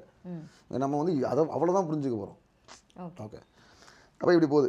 ஸோ இதில் நம்ம புரிஞ்சுக்கிட்டது அசோகர் வந்து அசோகர் காலகட்டத்தில் புத்தாவோட ப்ராக்டிசஸும் டிஃப்ரெண்ட்டாக இருந்ததுன்றது தான் பேசி. அசோகர் காலத்திலே மாறிடுச்சு, தேரவாடா புத்திசத்துலேயே மாறிடுது. இதுக்கு அப்புறமா அசோகர் காலத்துக்கு அப்புறமா வந்து பார்த்தீங்கன்னா மௌரிய பேரரசு வீழ்ச்சி அடையுது. அசோகருக்கு பின்னாடி ஒன்றுனா கட்டணம் ஆகிடுவது, கலிங்கமும் அவங்க கையை விட்டு போகுது. அசோகருக்கும் ஒரு 120 வருஷத்துக்கு அப்புறம் வர காரவேலன்கிறவர் ஒரிசாவில் ஒரு கல்வெட்டு எழுதுறாரு, ஹத்திகும்பா இன்ஸ்கிரிப்ஷன் சொல்லுவாங்க. அந்த ஹத்திகும்பா இன்ஸ்கிரிப்ஷன் என்ன சொல்லுவார், திராமில சங்கம அப்படிங்கிற ஒரு வார்த்தை வரும். தென்னிந்திய அரசர், திராமிழனா தமிழர்கள், தமிழர் அப்படிங்கிற பிராகிருத மொழி தான், பாலி மொழி திரிபு தான் திராமிழ. பாலியில் எழுதுவாங்க அவங்க பேசுகிறது. பாலி மொழியும் தமிழும் கலந்து உருவானது தான் சிங்களம். ஓகே, ஸோ இந்த பாலி மொழியில் திராமிழ சங்கம 113 வருஷமாக திராமிழ சங்கமம் இருக்குங்கிறான். சரி, திராமிழ சங்கமம்னா என்னன்னா தமிழ் மன்னர்களோட கூட்டமைப்பு. இவங்க என்ன அவன் எதுக்கு சொல்லுவான்னா, அவன் ஜெயிச்ச வாரை பற்றி சொல்லிகிட்டே வருவான் ஒரு பெரிய இன்ஸ்கிரிப்ஷனில். சொல்லும்போது இவங்க வந்து கூட்டணி வச்சுட்டு என்னை டிஃபெண்ட் பண்ணிட்டு இருக்காங்கிற மாதிரி கல்வெட்டு போகும். என்னை எதிர்த்துட்டு இருக்காங்க, 113 வருஷமாக திராமிழ சங்கமம் இருக்குது அப்படின்ட்டு. அதை நீங்கள் அவன் சொல்கிறத கவனிச்சிங்கன்னா காரவேலங்காலங்கிறதோ அசோகர் காலங்கிறதோ அசோகரும் காலங்கிறதோ ஒரு 100 வருஷத்துக்கு மேலே வித்தியாசம் வந்துடுது. ஓகே, அசோகர் காலத்துலேயும் அதுக்கு முன்னாடி பிந்துசாரர் டெக்கான் பிளாட்டி வரைக்கும் படையெடுத்தவரால் கீழே வந்து ஜெயிக்க முடியல. அதுக்கப்புறம் அசோகரால் கலிங்கத்து போர் ஜெயிக்க முடிஞ்சதை அது கீழே ஜெயிக்க முடியல. காரவேலனாலையும் ஜெயிக்க முடியல. அப்போ இது 100 வருஷத்தை தாண்டி சவுத்தில் ஏனமோ ஒன்று இருந்துருது, ஏதோ ஒன்று பண்ணியிருக்காங்க. அப்போ இந்த சவுத்தில் சேர சோழ பாண்டிய 3 பேருமே கூட்டாக இருந்திருப்பாங்களா? அவசியமே இல்லை, இருந்திருக்க வாய்ப்பும் இல்லை. 2 காரணத்தினால. ஒன்று, மௌரிய பேரரசோட தலைநகரங்கிறது பாட்டலிபுத்திரம். இப்போ நீங்கள் கங்கை நதியில் கீழே இறங்கி அந்த பே ஆஃப் பெங்காலில் கடலுக்குள்ளே போயிடுவீங்க. கரெக்ட், சரிங்களா? அப்போ நீங்கள் அந்த பக்கம் தான் உங்களோட கான்சன்ட்ரேஷன் நிறையா இருக்கும். இந்த பக்கம் அரேபிய கடலுங்கிறது வந்து கிரேக்கர்களால் டாமினேட் செய்யப்பட்ட ஒரு கடல். Western side. ஆமாம், அரேபியன் சி வந்து கிரீஸ், அலெக்சாண்டர் தான் வந்துட்டானே அங்கேருந்து. கிரேக்கர்கள் டாமினேட் பண்ணுறானுங்க, சேரர்களுக்கு அவங்களோட ட்ரேடு நல்லா இருக்குது. நம்ம ஊர்லேருந்து எஜிப்டுக்கே குறுமிளகு போயிட்டு இருந்துச்சு. துட்டகாமனோட கல்லறையில் மலபார் பேப்பர் கிடச்சிது. துட்டகாமனுங்கிறவன் கிமு 1250 மலபார் நம்ம ஊரில் மேற்கு தொடர்ச்சி விளைஞ்ச மிளகு அவன் கல்லறைக்குள்ள மூக்குலாம் போட்டு பதப்படுத்தி வச்சுருந்தாங்க, அதெல்லாம் எடுத்தது. அப்போ முசிறிக்கும் கிரேக்கத்துக்குமான தொடர்புங்கிறது வந்து அந்த பக்கம் அவன் டாமினேட், அந்த பக்கம் ஃபுல் டாமினேஷன் இருக்குது. அப்போ இவனுங்க சந்திர மௌரிய பேரரசு போய் அங்கிட்டு போய் வாலாட்டவே முடியாது, நீங்கள் படையெல்லாம் அங்கே நகர்த்துறது அவ்வளோ ஈஸி கிடையாது. அப்போ இந்த side Bay of Bengal zone அப்படிங்கிறது வந்து மௌரிய பேரரசை நீங்கள் கம்பேர் பண்ணும்போது அசோகரனோட சைஸை பார்க்கும்போது இவங்கெல்லாம் குட்டி குட்டி கிங்டம், துக்கடா பசங்க. சோழனும் சரி பாண்டியனும் சரி குட்டி குட்டி கிங்டம்ஸு. இவனுங்களை தாண்டி தான் நீங்கள் ஸ்ரீலங்காக்குள்ளேயும் போக முடியும். அப்போ அங்கே ஆப்வியஸாக என்ன நடந்திருக்கணும், சண்டைகள் நடந்திருக்கணும். அப்போ இந்த கடற்கரை பகுதியில் இந்த குறிப்பிட்ட காலகட்டத்தில் ஏதாச்சும் நடந்துச்சா அப்படின்னு தேடணும்னா நம்மக்கிட்ட கல்வெட்டு இல்லை அசோக மாதிரி, ஆனால் இலக்கியம் இருக்குது. ஓகே, அந்த இலக்கியத்தில் ஒரு பாண்டியனும் ஒரு சோழனும் குறிப்பிட்ட இடத்துல உயிர் தொடர்ந்து செத்து போயிடுறாங்க. அந்த இடத்தோட பேர் இளவந்திகை பள்ளி. இளவந்திகை பள்ளி துஞ்சிய நெடுமாறன், இளவந்திகை பள்ளி துஞ்சிய நலஞ்சேட்கிண்ணி, 2 அரசன், ஒரு பாண்டிய அரசன் ஒரு சோழ அரசன். இந்த இந்த இளவந்திகை பள்ளி எங்கே இருக்குது அப்படின்னு நீங்கள் தேட முடியுமான்னு பார்த்தீங்கன்னா அதுக்கான குறிப்புகளையும் சங்க இலக்கியமே விட்டு கொடுத்துட்டு போகுது நமக்கு. ஸோ அந்த ரெஃபரன்ஸோட பார்ப்போம். இது வந்து அந்த 3ஆம் நூற்றாண்டு, கிமு 3ஆம் நூற்றாண்டு, கிமு ஆமாம் கிமு 3லேருந்து 2 வரைக்கும் நடக்கிற கதை. அசோகர் காலம் கிமு 3, கிமு கரெக்ட், கிமு 3. அது அசோகர்லேருந்து ஒரு 120 வருஷத்துக்கு அப்புறமா காரவேலம் வரான். கலிங்கம்லாம் வந்து கலிங்கத்தை ஜெயிச்சவர் தானே அசோகர். காரவேலம் கலிங்கத்தை ஆட்சி பண்ணக்கூடிய அரசன். அவனோட கல்வெட்டில் என்ன சொல்கிறான், அவனோட அசோகர் மாதிரி அவன் பவுடரி குறிக்கும் போது அவனும் திராமில சங்கம அப்படின்னு சொல்கிறான். 113 வருஷமா அவன் தான் 113 வருஷம் சொல்கிறான். 113 வருஷமா திராமில சங்கமான்னு சொல்லிட்டு தமிழ் அரசர்கள் டிஃபெண்ட் பண்ணிட்டு இருக்காங்க பார்டர்ஸை. அவன் எந்த பார்டரை டிஃபெண்ட் பண்ணியிருக்க முடியும், நிலத்தையா? வாய்ப்பு இல்லை. கிமு 3 நிலங்களில் நகரங்களே இல்லை, கடற்கரையை ஒட்டி நகரங்கள் தான், பட்டணங்கள் தான் முக்கியமான இடம். ட்ரேட் இன்றைக்குமே கடற்கரை ஒட்டி நகரங்கள் தாங்க டெவலப் ஆச்சு. சென்னை ஏன் டெவலப் ஆச்சு? சென்னை ஃபோன் பண்ணதே பிரிட்டிஷ் தான், போர்ட் ஹவுஸ் தான். இன்றைக்கி போர்ட் ஹவுஸ் தான் டெவலப்மெண்ட்டு, அன்றைக்கும் அதே தான். கடற்கரை நகரங்கள் தான் ரொம்ப முக்கியமான வணிக நகரங்கள், முக்கியமான ஸ்பாட்ஸாக இருந்துச்சு. அப்போ பே ஆஃப் பெங்கால் தான் அவன் கடற்கரை, ட்ரேட் ரூட்டும் அதுதான். ரைட். இப்போ மௌரிய பேரரசு கீழே போகணுன்னா எங்கிட்டு போக முடியும்? சோழனை தாண்டணும். ஃபஸ்ட்டு சோழனை தாண்டணும். சோழனை தாண்டினதுக்கு ஒரிசாவை தாண்டணும். ஒரிசாவுக்கு அப்புறம் சோழாவை தாண்டணும். சோழனை தாண்டி பாண்டியாவை தாண்டிங்கன்னா தான் தாமிரபரணி இங்கே ஸ்ரீலங்காவுக்கு போவீங்க. அப்போ அவனுக்கு ஃபஸ்ட்டு அடுத்தடுத்து இருக்கவங்க அவங்க தான். ஸோ அந்த காலகட்டங்கிறது காரவேலம் சொல்கிற 113 காலகட்டங்கிறது. அப்போ போரோ டிஃபெண்ட் பண்ணுறோன்னா என்ன அர்த்தம்? நீங்கள் சந்திரகுப்த மௌரிய காலத்துலேருந்து காரவேல காலகட்டமான கிமு 4லேருந்து கிமு 1 வரைக்கும் 300 வருஷமாக அவனுங்களால் கீழே வர முடியல. அப்போ அவங்க சொல்கிற மாதிரி இங்கே ஏதாச்சும் நடந்திருக்குமா, ஏதாவது எவிடன்ஸ் இருக்கான்னு கேட்டிங்கன்னா இதே கடற்கரையை ஒட்டி இருக்கக்கூடிய பகுதியான இளவந்திகை பள்ளியில் ஒரு பாண்டிய அரசனும் ஒரு சோழ அரசனும் செத்து போயிருக்கானுங்க, இறந்து போகிறானுங்க. அந்த வார் நடந்துச்சாங்கிற குறிப்பு இல்லை, பட் 2 பேரும் ஒரே இடத்துல இறந்து போனதுக்கான குறிப்பு இருக்குது. ஸோ 2 பேரும் ஒரே இடத்துல இருந்து ஆக்ட் பண்ணியிருக்காங்க அப்படின்னு நீங்கள் அப்படி எடுத்துக்க முடியும். அவன் கல்வெட்டும் உங்கள் இலக்கியமும் ஒரே விஷயத்தை தான் சொல்லுதுங்கிறான். ஓகே, அவனும் சொல்கிறான் திராமில சங்கம் சொல்லுது. இங்கேயும் அந்த உங்கள் இலக்கியத்தில் கரெக்ட், உங்கள் இலக்கியத்தின்படி 2 பேர் இருக்கானுங்க, 2 பேர் அங்கே இறந்துருக்கானுங்க. ஓகே, அரசனே இறந்து போகிறான் அப்படின்னா நிச்சயமாக ஒரு பூரா இருக்க வாய்ப்புகள் பிரகாசமாகவே இருக்கு. ஓகே, ஏன்னா நம்ம இப்போ வந்து ரிலீஜியன் ஓட டைம்லைன் பார்த்துட்டு இருக்கிறதுனால இப்போ இந்த இலக்கியத்தில் வந்து அங்கே என்ன தாட் ப்ராசஸ் ஓடிட்டு இருந்ததுன்றதை பற்றியும் மென்ஷன் பண்ணியிருப்பாங்க. ஆமாம், அந்த இலக்கியத்துக்குள்ளே நம்ம போனோம்னா மட்டும்தான் உங்களுக்கு வந்து இப்போ இங்கே அசோகர் காலமோ அதுக்கப்புறமா புத்த மதமோ பரவக்கூடிய காலத்தில் இங்கே நிஜமாவே இருந்துச்சு அப்படிங்கிற. ஏன்னா இலக்கியத்தை உங்களுக்கு வாழ்ந்தான் அவன் சொல்கிற கல்வெட்டுப்படி இங்கே நடந்திருக்கான வாய்ப்புகளுக்கான சூழல் வந்து இருக்குன்னு தெரியுது. அப்போ இன்னும் அதை லேசாக படித்து பார்த்தீங்கன்னா அவன் தாட்ஸ் என்னங்கிறது உங்களுக்கு புரியுது. இங்கே ஒரு இங்கே ஒரு பிலீவ் பண்ணாங்க மனிதரோட வாழ்க்கையில ஒன்றி இருந்த விஷயம் என்ன அப்படிங்கிறது உங்களுக்கு புரிஞ்சுக்கலாம், அந்த மாதிரி புரிஞ்சுக்கலாம். ஓகே, இப்போ அந்த இலக்கியம் சில வார்த்தைகள் பார்த்துடலாமா? ஓகே, என்ன சொல்லுது இலக்கியம் அப்படின்றது தான் இது வந்து. அதான் மதுரை மருதன் இளநாகனார் பாடப்பட்ட வந்து பாண்டியன் இளவந்திகை பள்ளி துஞ்சிய நன்மாறன். இந்த இளவந்திகை பள்ளி அப்படிங்கிறதுக்கு வந்து என்ன அர்த்தம் நம்ம தமிழில் எடுத்துக்கிறாங்கன்னா, பள்ளி அப்படின்னா பொதுவாக என்ன புரிஞ்சுருக்கீங்க? ஸ்கூல். Okay, school. பள்ளி அப்படின்னா அப்புறம் வர்ஷிப்கான பிளேஸ்க்கும் பள்ளி சொல்லுவாங்க. கோவிலில் பள்ளி அறைன்னு ஒன்று இருக்கும் பார்த்தீங்களா, பெட்ரூம், தூங்குற இடம். ஸோ தூங்குறது, வழிபடுறது, கற்றுக் கொடுக்கறது, இது எல்லாத்துக்குமே பள்ளி தான். பட் ஆக்சுவலாக பள்ளினா confluence, confluence of people. Confluence. மக்கள் கூடினீங்கனாலே சங்கம் பள்ளிங்கிறதே மக்கள் கூடக்கூடிய ஒரு இடத்தோட பொதுவான பொருள் வந்து பள்ளி. அது எந்த பொருளை வேணால் எடுத்துக்கலாம். பள்ளிவாசல்னால் நீங்கள் மசூதி தான். பள்ளிவாசல் என்ன சொன்னால் கோவில், தொழுகு பண்ணக்கூடிய இடம். சர்ச்சுமே அதான் சொல்லுவாங்க, பள்ளிக்கு போகிறேன். கேரளாவில் என்ன சொல்லுவாங்க, பள்ளிக்கு போகிறேன்னு சொல்லுவாங்க. பள்ளினா என்ன, சர்ச்சு. அப்போ அதை வச்சு நீங்கள் புரிஞ்சுக்கங்க. பள்ளினா கான்ஃபிடன்ஸ் ஆஃப் மக்கள் சேர்ந்து நீங்கள் எதை செஞ்சீங்கனாலும் அது அந்த இடத்துக்கான பேரை பள்ளின்னு சொல்லலாம். ஓகே. அப்போ இலவந்திகை பள்ளி அப்படிங்கிறது வந்து இலவந்திகையில் இடையில நடந்த கான்ஃப்ளூயன்ஸ், இல்லை சேர்ந்து இருந்தாங்க, அங்கே இறந்தான். மக்கள் இருந்த அரசர்கள் இருந்தாலும் கான்ஃப்ளூயன்ஸ் தானே. மக்கள்ங்கிற டேர்ம் போடும்போது கன்ஃபியூஸ் ஆகிறீங்கல்ல. சோழனும் பாண்டியனும் இருந்தான். It's confluence of people.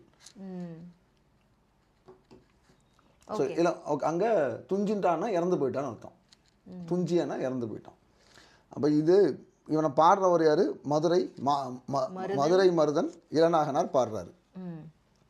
அவர் வந்து ஓகே அவனோட திறமையை பற்றி பாடுவார், அவனோட வெற்றியை பற்றி பாடிட்டுலாம் இருப்பார். அவர் இதில் நமக்கு கொடுக்கக்கூடிய இன்னொரு குறிப்பு என்னென்னா, வெண்தலை புணரி அழைக்கும் செந்தில் நெடுவேல் நிலைய காமர் வியந்துரை அப்படிங்கிறது.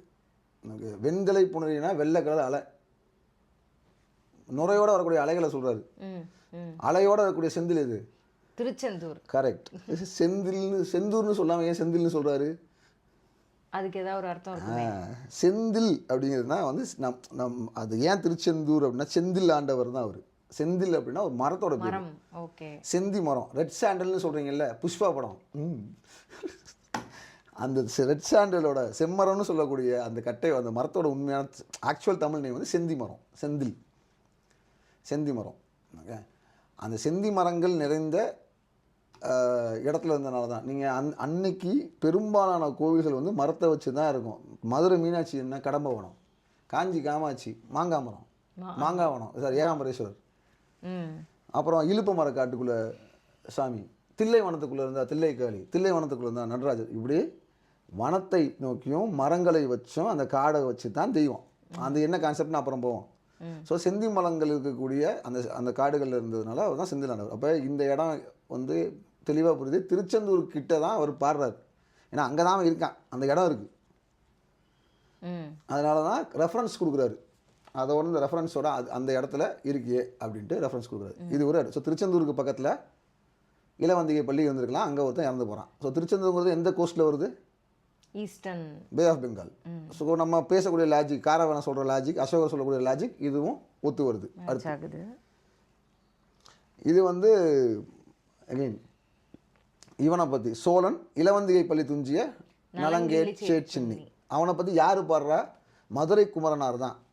இவர் பாடுறவரும் மதுரைக்காரர் தான், இதுக்கு முன்னாடி பாடினவரும் மதுரைக்காரர் தான். இது ஏன், இவங்க ரெண்டு பேருமே நடக்கக்கூடிய இடம் மதுரை பாண்டிய மண்டலமாக இருக்குது. ரெண்டு பேரும் ரெண்டு புலவர்கள் ஒரே ஊருக்காரங்களா, ஏன் எப்படி இருக்கு, just giving you option to apply, thought process to apply. ரெண்டு பேருமே மதுரைக்காரங்க தான் பாடுறாங்க. இதில் என்ன பண்ணியிருப்பாங்கன்னா, அவன் அரசனோட இதை பற்றிலாம் பாடியிருப்பாங்க. அவன் நாட்டோட வளமை, சோழ நாட்டோட வளமை எல்லாம் பாடி, அவன் தேர் உள்ளவன் அதெல்லாம் போகும், உனக்கு தேர் உண்டு எல்லாம் உண்டுன்ட்டு. தேரில் போருக்கு போகிற, சேரியட்டில் போருக்கு போகிறவன்லாம் இவனை பற்றி பாடுவாங்க. ஸோ இதுவுமே வாரை குறிச்சும் அவன் வீரத்தை குறித்து தான், இதுக்கு முன்னாடி வீரத்தை குறித்து தான் பாட்டு, இதுவுமே வாரை பற்றியும் வீரத்தை பற்றி தான் பாட்டு. பாடப்பட்டவர் வந்து சேட்சன்னி. அவன் யார், இவனும் இளவந்திகை பள்ளி துஞ்சிய சேட்சன்னி தான். இவன் இறந்து போகிற இடமும் இளவந்திகை பள்ளி தான், பாண்டி இறந்து போகிற இடமும் இளவந்திகை பள்ளி தான். ரெண்டு பேரை பாடுறவனும் வேறு வேறு புலவர்கள், ஆனால் மதுரைக்காரவங்க தான். ஸோ அடுத்த பாடல், மூணாவது பாடல், அதே இளவந்திகை பள்ளி துஞ்சிய நட்மாரனை பார்த்து ரொம்ப ரொம்ப ஃபேமஸான பொயட்டு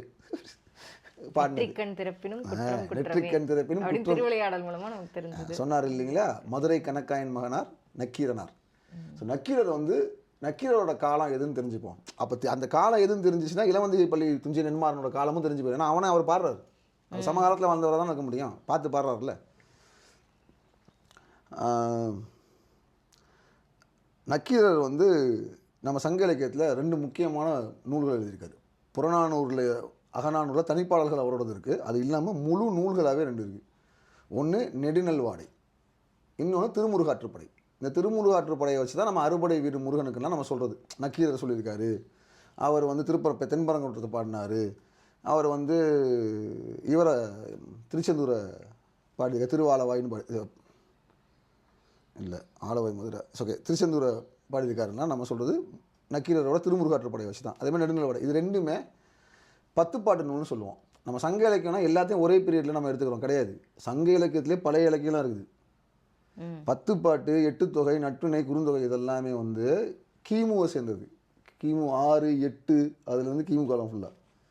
சிலப்பதிகாரம் மணிமேகலைலாம் கிபி 3 4 பிற்கால இலக்கியம்.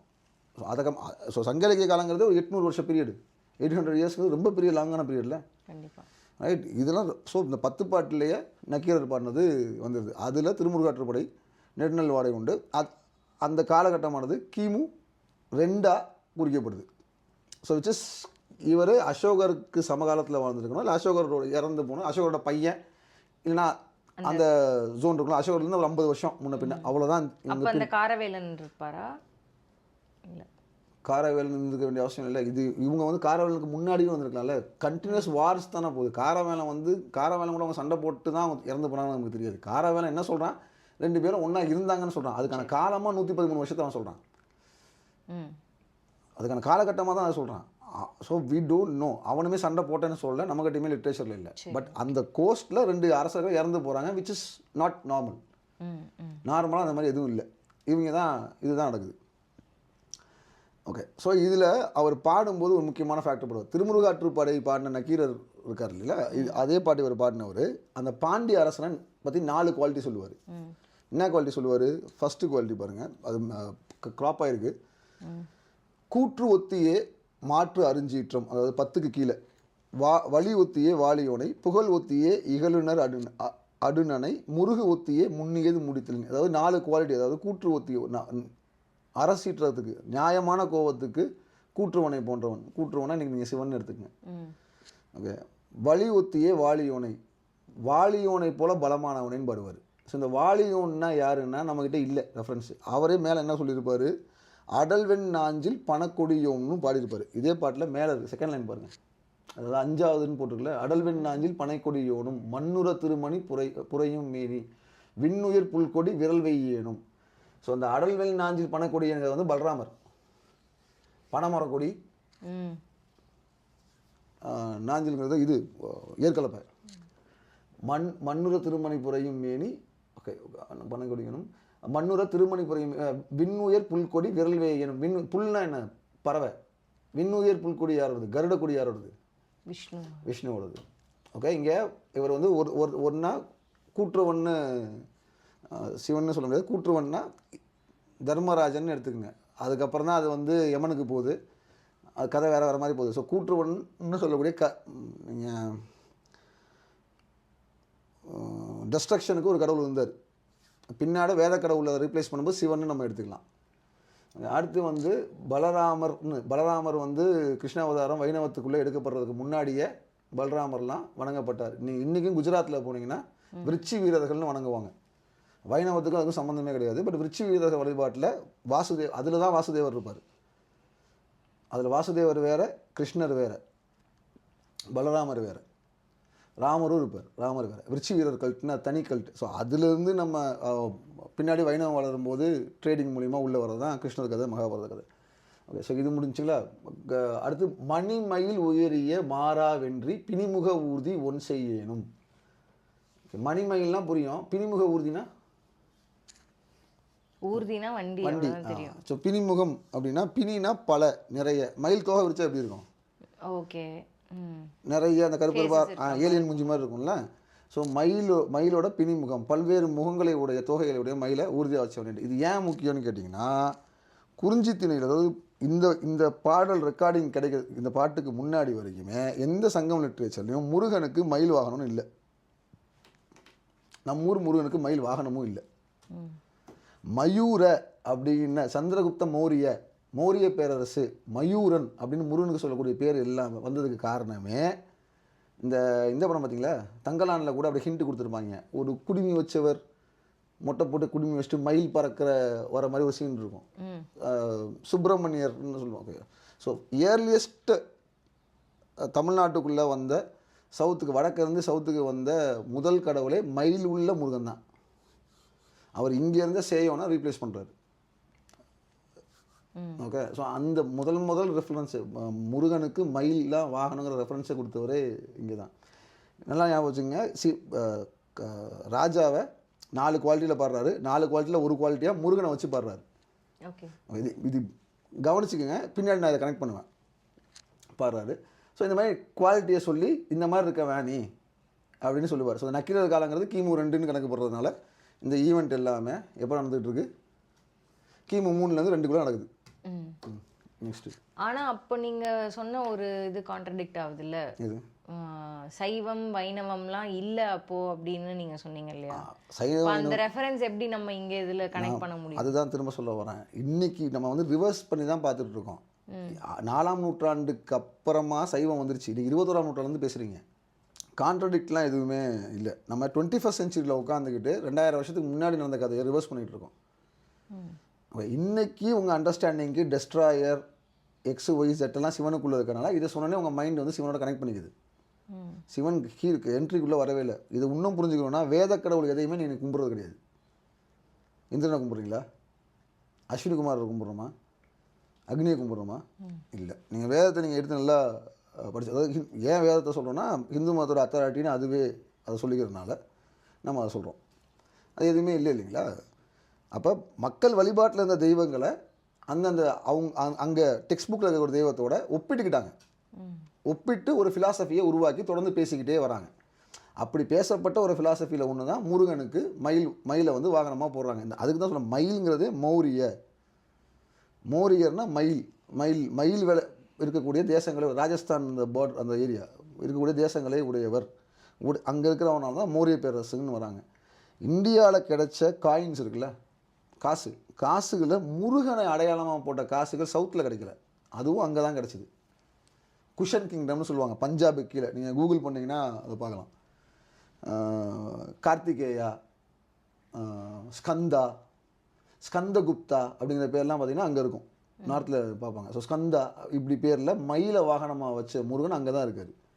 ஸோ அந்த கடவுள் இங்கே வரும்போது நம்ம ஊரில் இருந்த முருகனை அதோட நம்ம ஒப்பிட்டுக்கிறோம். இன்றைக்கி நம்ம சொல்கிறோம்னா கருப்பசாமி வந்து சிவனோட குழந்தை,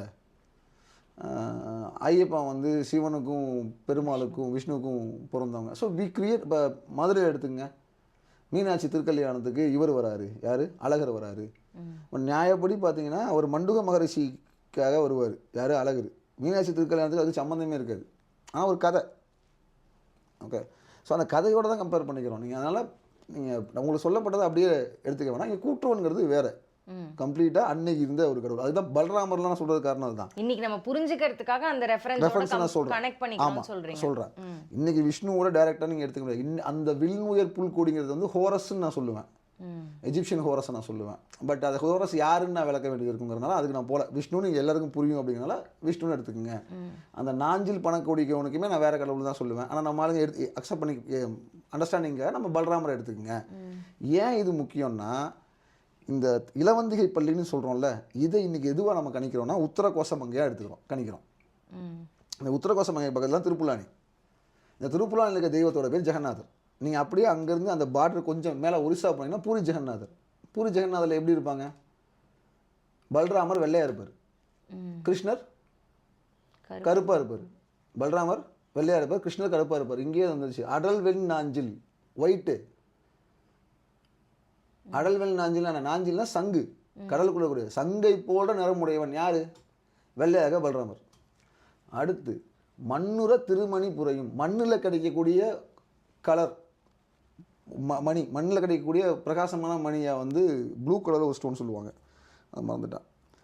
அந்த ஸ்டோன் கலரில் நீல கலரில் இருக்கக்கூடிய விண்ணுற புல்கொடி, வானத்தை கூட கொடியோட. ஸோ இது ஒயிட். இது இவங்க சொல்ல வேண்டியது ஒயிட் கலரில் இருக்கவன் பலமானவன், ப்ளூ கலரில் இருக்கவன் வானத்தில் பறக்கக்கூடிய கொடி வச்சவன். இதை நீங்கள் பல்ராமர் இதுக்கும் யார் விஷ்ணுக்கும் சொல்லலாம், கிருஷ்ணருக்கும் சொல்லலாம். இதை ஓசாரிஸ் ஹோரஸ்க்கும் சொல்லலாம். ஓகே, ரெண்டுக்குமே நீங்கள் சொல்ல முடியும். ஸோ நம்ம கல்ட்டுக்குள்ளே இந்தியன் மித்தாலஜிக்குள்ளே இன்னும் ஓசாரிஸை பற்றியோ ஆனுபிஸை பற்றியோ பேசக்கூடிய கிளாரிட்டி இன்னும் வரலங்கிறனால நம்ம இப்படியே பேசுவோம். இதில் வச்சு எடுத்துக்கங்க. ஸோ இந்த பாயிண்ட் இங்கே வந்து தெய்வங்களோட என்ட்ரி வந்து வர ஆரம்பிக்குது. அங்கே இருக்க இன்றைய வெஸ்டர்ன் கோஸ்ட்டில் இருக்கக்கூடிய தெய்வங்களை இதே அன்றைய வெஸ்டர்ன் கோஸ்ட்டில் இருக்கிற தெய்வங்களை அன்றைய வெஸ்டர்ன் கோஸ்ட்டில் இருக்கிறவங்க ரிசீவ் பண்ண ஆரம்பிச்சிட்டாங்க. அசோகர் காலத்தில் என்ன சொன்னாங்க, தர்மத்தை பாண்டிய நாட்டில் சோழ நாட்டில் நிறுவிட்டோம், அக்செப்ட் பண்ணுறேன், ட்ரேடு வந்து ஃப்ரீ ஆகுது. தர்மம் நேரத்தில் அவனை அக்செப்ட் பண்ணுறேன்னு என்ன அர்த்தம், ட்ரேடு ஃப்ரீ ஆகுது. அப்போ அவன் கல்ச்சர் நீங்கள் படிப்பீங்க, உங்கள் கல்ச்சரை அவன் படிப்பான், 4 பேர் இங்கே வந்து தங்கி படிப்பான் இல்லைங்களா. அப்போ அவன் தெய்வங்களை இங்கே எடுத்து வரப்பட்டது. அதுக்கு ஆதாரமாக தான் இந்த பாட்டு சொல்கிறேன். அந்த பாட்டு நடக்கக்கூடிய காலத்தில் இளவந்தியை பள்ளி துஞ்சிய நன்மாரம் தான். அந்த நடக்கக்கூடிய இடமும் கடற்கரையாக தான், பே ஆஃப் பெங்கால் ஒட்டின கடற்கரையாக தான் இருக்குது. வரக்கூடிய பாடல்களும் வரிகளுமே மேலேருந்து கீழே இறங்கின கடவுளை பற்றி சொல்லக்கூடிய விஷயமாக தான் இருக்குது. இப்போ இந்த நக்கீரர் பார்த்தோம்ல, நக்கீரரோட இன்னொரு புத்தகம் சொன்னால் நெடுநல் வாடை. இந்த நெடுநல் வாடைங்கிறது என்னன்னு கேட்டிங்கன்னா, ஒரு போருக்கு ஒரு தலைவன் போயிருப்பான். அது வந்து வாடகை காலம்னு சொல்லக்கூடிய கார்த்திகை மார்கழி காலம். அந்த போருக்கு போன தலைவனை நினச்சி அந்த தலைவி அவனை மிஸ் பண்ணுறதுக்காக பாடின பாட்டு தான். அந்த போருக்கு போன தலைவன் போன போர் வந்து தலையானங்கானத்து போர். அந்த வார ஜெயிச்சவன் பேர் தலையானங்கானத்து செருவன்ற நெடுஞ்செழியன். ஓகேங்களா. அந்த நெடுநல் வாடைங்கிற இலக்கியத்தை படித்து பார்த்தீங்கன்னா ஒன்று புரிஞ்சுக்க முடியும். அது தலையானங்கத்து செருவன்ற நெடுஞ்செழியன் இறந்து போனதுக்கப்புறம் அவனோட காலத்தில் பாடப்படல, அதுக்கு பின்னாடி பாடுறாங்க. அதுக்கும் ஒரு 100-150 வருஷத்துக்கு முன்னாடி நடந்த ஒரு ஈவெண்ட்டை பின்னாடி ரீக்ளைம் ஞாபகப்படுத்தி பாடுறாங்க. அந்த ஃபஸ்ட்டு இலக்கியமாக இருக்கும்ல, original literature of Madurai, original literature அந்த வார் நடந்த பீரியடில் எழுதப்பட்டது. அந்த லிட்ரேச்சர் பேர் மதுரை காஞ்சி. அந்த மதுரை காஞ்சி வந்து அந்த மதுரை காஞ்சியில் தான் நம்ம ஸ்கூலில் சின்ன வயசில் படித்த மதுரையை பற்றி சொல்லுவாங்கள்ல, வெளிநாட்டிலலாம் வந்தாங்க, அங்கே நாலங்காடி இருந்துச்சு, ஆலங்காடி இருந்துச்சு. நாலங்காடினா பகலில் நடக்கக்கூடிய கடை, ராத்திரி நடக்கக்கூடிய கடையெல்லாம் இன்றைக்கி சினிமா எடுக்கிறாங்கல்ல, ஒரு இரவில் நடந்த கதை. அதே மாதிரி முதல் நாள் சாயந்தரம் சூரிய அஸ்தமனத்துலேருந்து அடுத்த நாள் காலையில் சூரியன் விடிகிறதுக்குள்ளே மதுரை மாநகரத்தில் நடக்கக்கூடிய கதை தான், ஈவெண்ட்ஸ் ஃபுல்லாக தான் ரெக்கார்ட் பண்ணுவார். இது ஏன் நடக்குதுன்னு கேட்டிங்கன்னா, இந்த தலையானங்காத்து செருவன்ற நெடுஞ்செழியன் அப்படிங்கிற வந்து சின்ன பையன், ஐம்படை தாலியவே கழட்டாதான்னு சொல்லுவாங்க. ஐம்படை தாலின்னா இன்றைக்கி அந்த காலத்தில் 9-10 வயசு வரைக்கும் கழுத்தில் ஆண் குழந்தைகள் போட்டிருந்த ஒரு தாயத்துன்னு வச்சுக்கோங்களேன். ஓகே, அதையே கழட்டாமல் போருக்கு போய் ஜெயிக்கிறான். ஜெயிச்சதையும் சாதாரண நாட்களில் சோழரையும் சேரரையும் சேர்த்து, அது இல்லாமல் 5 குறுநில மன்னர்கள், மொத்தம் 7 பேரை ஒன்றா ஜெயிப்பான் தலையானங்கணமில். அந்த போர் அவனை ரொம்ப பாதிச்சிடும். என்னடா அசோகருக்கு நடந்த அதே கதையா? இல்லை, இது அசோகர் காலத்துக்கு முன்னாடி நடந்த கதை. அதுக்கு தான் இது வர நம்ம படித்தது என்ன, அசோகர் கலிங்கத்து போரில் பாதிச்சார், அதிலான ஒன்று உருவாச்சு ஒரு படிக்கிறோம் இல்லைங்களா, ஒரு கல்வெட்டை படிக்கிறோம், நிஜமாக என்னாச்சு நமக்கு தெரியாது. பட் நம்மக்கிட்ட லிட்ரேச்சரில் அதே மாதிரி ஒரு கதை இருக்குது. இவன் ஃபீல் பண்ணுறான். இந்த ஃபீல் பண்ணுற இவனுக்காக மாங்குடி மதனார் ஒரு பாட்டு எழுதுகிறார், 700 லைன்ஸ் உள்ள ஒரு பாட்டு. அதில் வந்து ரொம்ப அழகாக பாடுவார். மதுரையை பற்றி ஒன்று சொல்லிட்டே வருவார். மதுரை எப்படி இருக்குது, அது தெருக்கள் எப்படி இருக்குது, அதில் என்ன மாதிரி மக்கள் வாழ்கிறாங்க. ஓணம் திருவிழாவில் யானைகள் ஓட்டி விளையாண்டதெல்லாம் அதில் வரும். நம்ம ஓணம்னா கேரளாவில் தானே கொண்டாடுறோம். மதுரையில் ஓணம் திருவிழாவில் யானைகளை ஓட்டுறாங்க. வில்லேந்திய மறவர் மகளிர் வந்து வில்லோட போகிறாங்க. மறவர் வந்து யானைக்கு காலுக்குள்ளே இந்த பக்கம்லாம் போயிட்டு வரானுங்க. யானை கழுத்துலேருந்து மணியெல்லாம் உதிர்ந்து அந்த மணி வந்து அவங்க காலில் எல்லாம் குத்தி ரத்தமாக போகுதுங்கிற அளவுக்கு எழுதுவார் டீட்டெயில்டாக. இதில் அவர் என்ன சொல்லியிருப்பாருன்னா, பாண்டிய அரசனை வாழ்த்தி படும்போது எப்படி அசோகம் பவுண்டரி சொன்னான், அந்த மாதிரி இவர் சொல்லுவார், புலம்பூன் ஐவர் உட்பட புகழ்ந்த. புலம்பெயர்னா என்ன, ஒரு இடத்துல இருந்து மாறி இன்னொரு இடத்துக்கு. எக்ஸாக்ட்லி, அது ஒரு அர்த்தம். கடல் கடந்தன்னு இன்னொரு அர்த்தம். ஓகே. ஸோ புலம்பூர் ஐவரும், கடல் கடந்த ஐவரும், கடலை தாண்டி நெய்பரிங் கண்ட்ரீஸில் லேண்டில் மட்டும் இல்லை, கடல் கடந்து இருக்கவனுக்கும் அவனோட தொடர்பை எஸ்டாப்ளிஷ் பண்ணுறாங்க. புலம்பூன் ஐவரும் உட்பட புகழ்ந்த, அவங்க ஒன்றை புகழ்கிறாங்க. வெளிநாட்டில் வாழக்கூடிய அந்த அரசர்கள்லாம் ஒன்றை புகழ்கிறாங்க. மரமிகு சிறப்புற குறுநில மன்னரும், அதாவது அப்புறம் குறுநில மன்னர்கள்லாம் உன்னைய வாழ்த்துறாங்க. அடுத்து இங்கே வர்றது தான், பெரும்பெயர் மாறன் தலைவன கடந்தெடு வாய்வால் இளம்பல் கோசர் இயனறி மரபின் வாய்மொழி கேட்ப. மாறன்னா பாண்டியன், பாண்டியனோட டாமினன்ஸை கோசர் அவங்க ஏற்றுக்கிட்டாங்க அப்படிங்கிறது. ஸோ இந்த கோசர் அப்படிங்கிறது ஏகப்பட்ட இது ரெஃபரன்சஸ் இருக்குது. கோசர்னா பாட்டலிபுத்திரக்கு மேலே இருக்கிறது கோசல் நாடு தான் சொல்லுவாங்க. மராட்டியத்தில் இருக்கக்கூடிய சாயாத்ரி ஜோன் இருக்குல்ல, அதுவும் கோசல நாடுன்னு தான் சொல்கிறாங்க. மௌரிய பேரரசையை கோசலர்னு சொல்கிறதுக்கான ரெஃபரன்ஸ்லாம் இருக்குது. பட் இங்கே புரிஞ்சுக்க வேண்டியது இளம்பல் கோசர். இளம்பல் கோசல்னா நீங்கள் என்ன, யங் இளமையான கோசர்கள் வந்து மாறனோட டாமினன்ஸை அக்செப்ட் பண்ணுறாங்கன்னா ஒரு பேட்டில் இவன் ஜெயிச்சிருக்கானுங்க. வாய்மொழி கேட்ப இவன் சொல்கிறதான் அக்செப்ட் பண்ணிக்கிட்டான், கேட்டுக்கிட்டான், ஏற்றுக்கிட்டான் அப்படின்ட்டு. இதை நீங்கள் வந்து பிந்துசாரரோட கம்பேர் பண்ண முடியும். பிந்துசாரரோட சவுத்து கேம்பெயினில் தெற்க முழுக்க வரக்கூடிய சண்டையில் போரில், ஏன்னா அந்த பிந்துசாராவோட சவுத் கேம்பெயினை லெட் பண்ணது அசோகா. அசோகா முதல்ல தக்ஷசீலத்தில் ஜென்ரலாக இருப்பார், கவர்னராக இருப்பார். அப்புறம் அவர் அங்கேருந்து தூக்கி உஜ்ஜைனில் போடுவாங்க. இந்த உஜ்ஜைன்கிறது சஹ்யாத்ரி ரேஞ்சஸ்க்கு மேலே இருக்கக்கூடிய ஏரியா. அங்கே தான் அவர் வந்து ஒரு புத்த மத ஒரு பொண்ணை லவ் பண்ணியும், அவங்களுக்கு பிறந்தவங்க தான் மகிந்தனும் சங்கமித்ராவும். அவங்க தான் புத்த மதத்தை போய் பரப்புவாங்க. அசோகருக்கும் அவனோட பட்ட மகிழ்ச்சிக்கும் பிறந்தவன் தான் வந்து அதுக்கு பின்னாடி ஆட்சிக்கு வருவான். ஓகே, ஸோ அந்த பீரியடில் ஸோ இளம்பல் கோசர்னா இதுலேருந்து நான் ஒரு என்னோட இன்டர்பிரேஷன் என்னென்னா, இவனோட தலையாலங்கனத்து செருவென்ற நெடுஞ்செழியன் காலத்தில் தான் பிந்துசாரோட சவுத் எக்ஸ்டென்ஷன் நடந்திருக்கணும். அதை அசோகர் லீட் பண்ணியிருக்கணும். They would have taken them. Okay, அதுக்கு அந்த வாரில். ஸோ அதுக்கு இது ஒரு ரெஃபரன்ஸாக எடுத்துக்கலாம்.